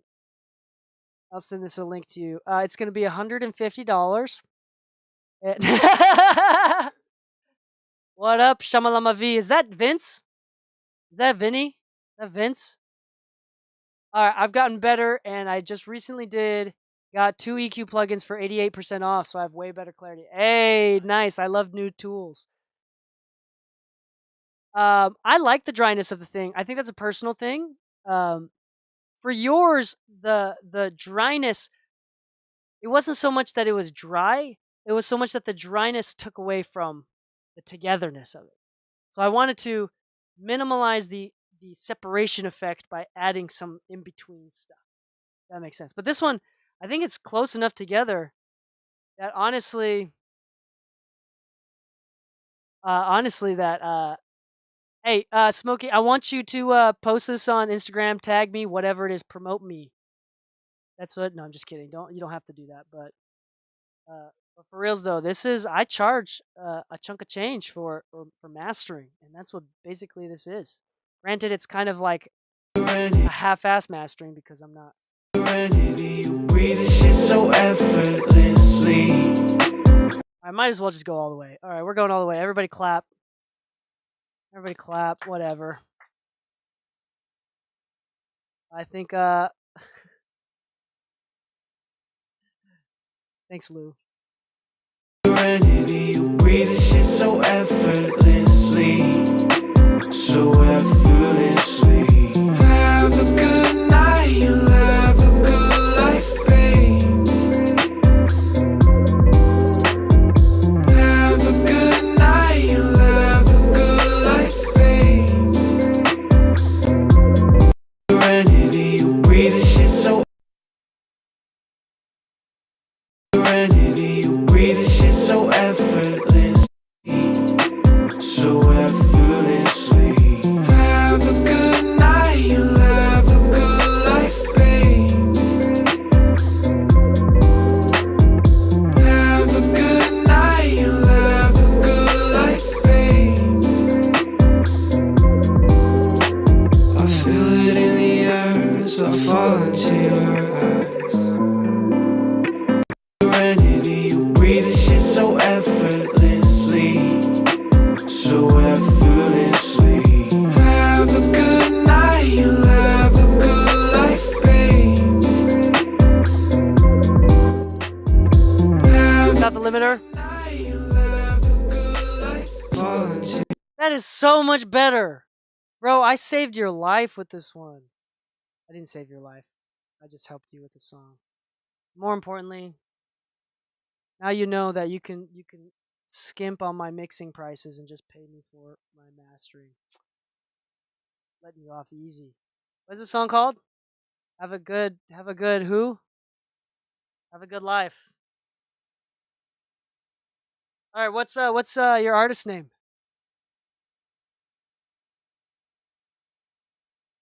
What is your artist name? I'm just gonna say Smokey. Smokey. Who is that? We'll call it a demo master. Nah, I'll put my name on it. I don't mind. I did a good job. Smokey. We found you on Spotify. All right, this is what happens when you join in. You get a random free master from DK, worth $100 value, $75 to $100 value, which really means retail value is actually $3,543, but the in-store price is $75 to $100. Nah, good job, good job. Mitch, do you have one? Mitch does not have one yet. Also, I like that song. This song was a good song. I like the song. Not that I'm saying, I'm not saying that I didn't like the other songs, but I think this is a really good one to kind of end the night, kind of end this live stream with. Unless anybody else has something. Unless anybody else has something. Anybody else has something? All right. Okay. Nobody else has got anything. Here's what we're gonna do. I'm gonna play a song that I wrote. I'm gonna end this live stream with the song that I wrote. With a song that I wrote a few months ago that I think is going to be the perfect end of the night. This is such a good song, perfect for the mood, perfect for the day. Okay, y'all ready for this? Here we go. We're going to all dance. I'm going to mute my mic. We're all going to dance to this song. You ready? This is how we're going to end the stream. This is how we're going to end the stream. Smokey, I'm going to put this on Discord for you. I'm going to just DM you on Discord. All right. But here we go. We're going to play this song. Wait, hold on. Wait, wrong one. And we're going to dance it off. Here it goes.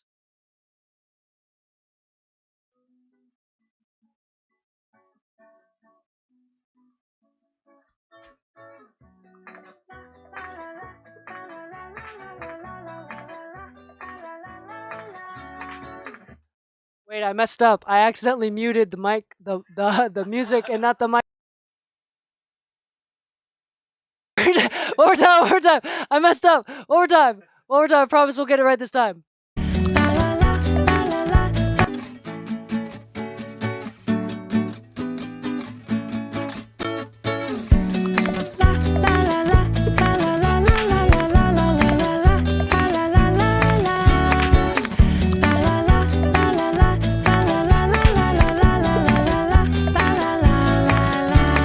Jumping in my puddles, dancing, I don't care. Rain is just another way of clearing air. Don't need an umbrella, I have one to share. With our boots, we can go where we wanna go. When we look at the clouds, I see ya. When the sun's coming out, thinking of you.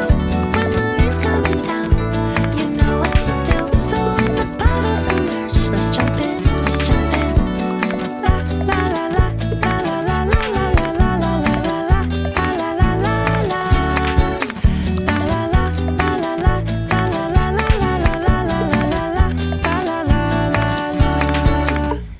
Keep your visions, let your imagination grow.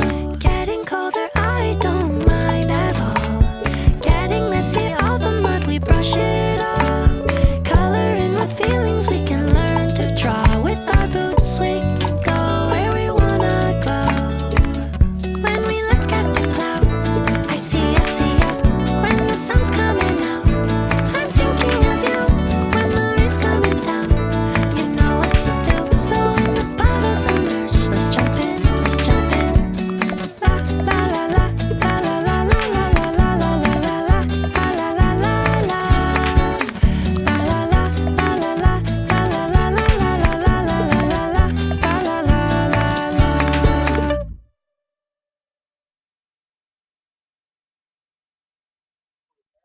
Yeah. What am I watching? There you go. That was the end of the live stream. Thank you so much for joining us. Wait, hold on. Say your thing. Wait, oh, you're just reading the comments. What up, Saxo? Is that Saxon? I don't know if that's Saxon. If it is, Saxo. What up, Saxo? All right. On that note, thank you so much for listening. Peace. And oh, it's Logan.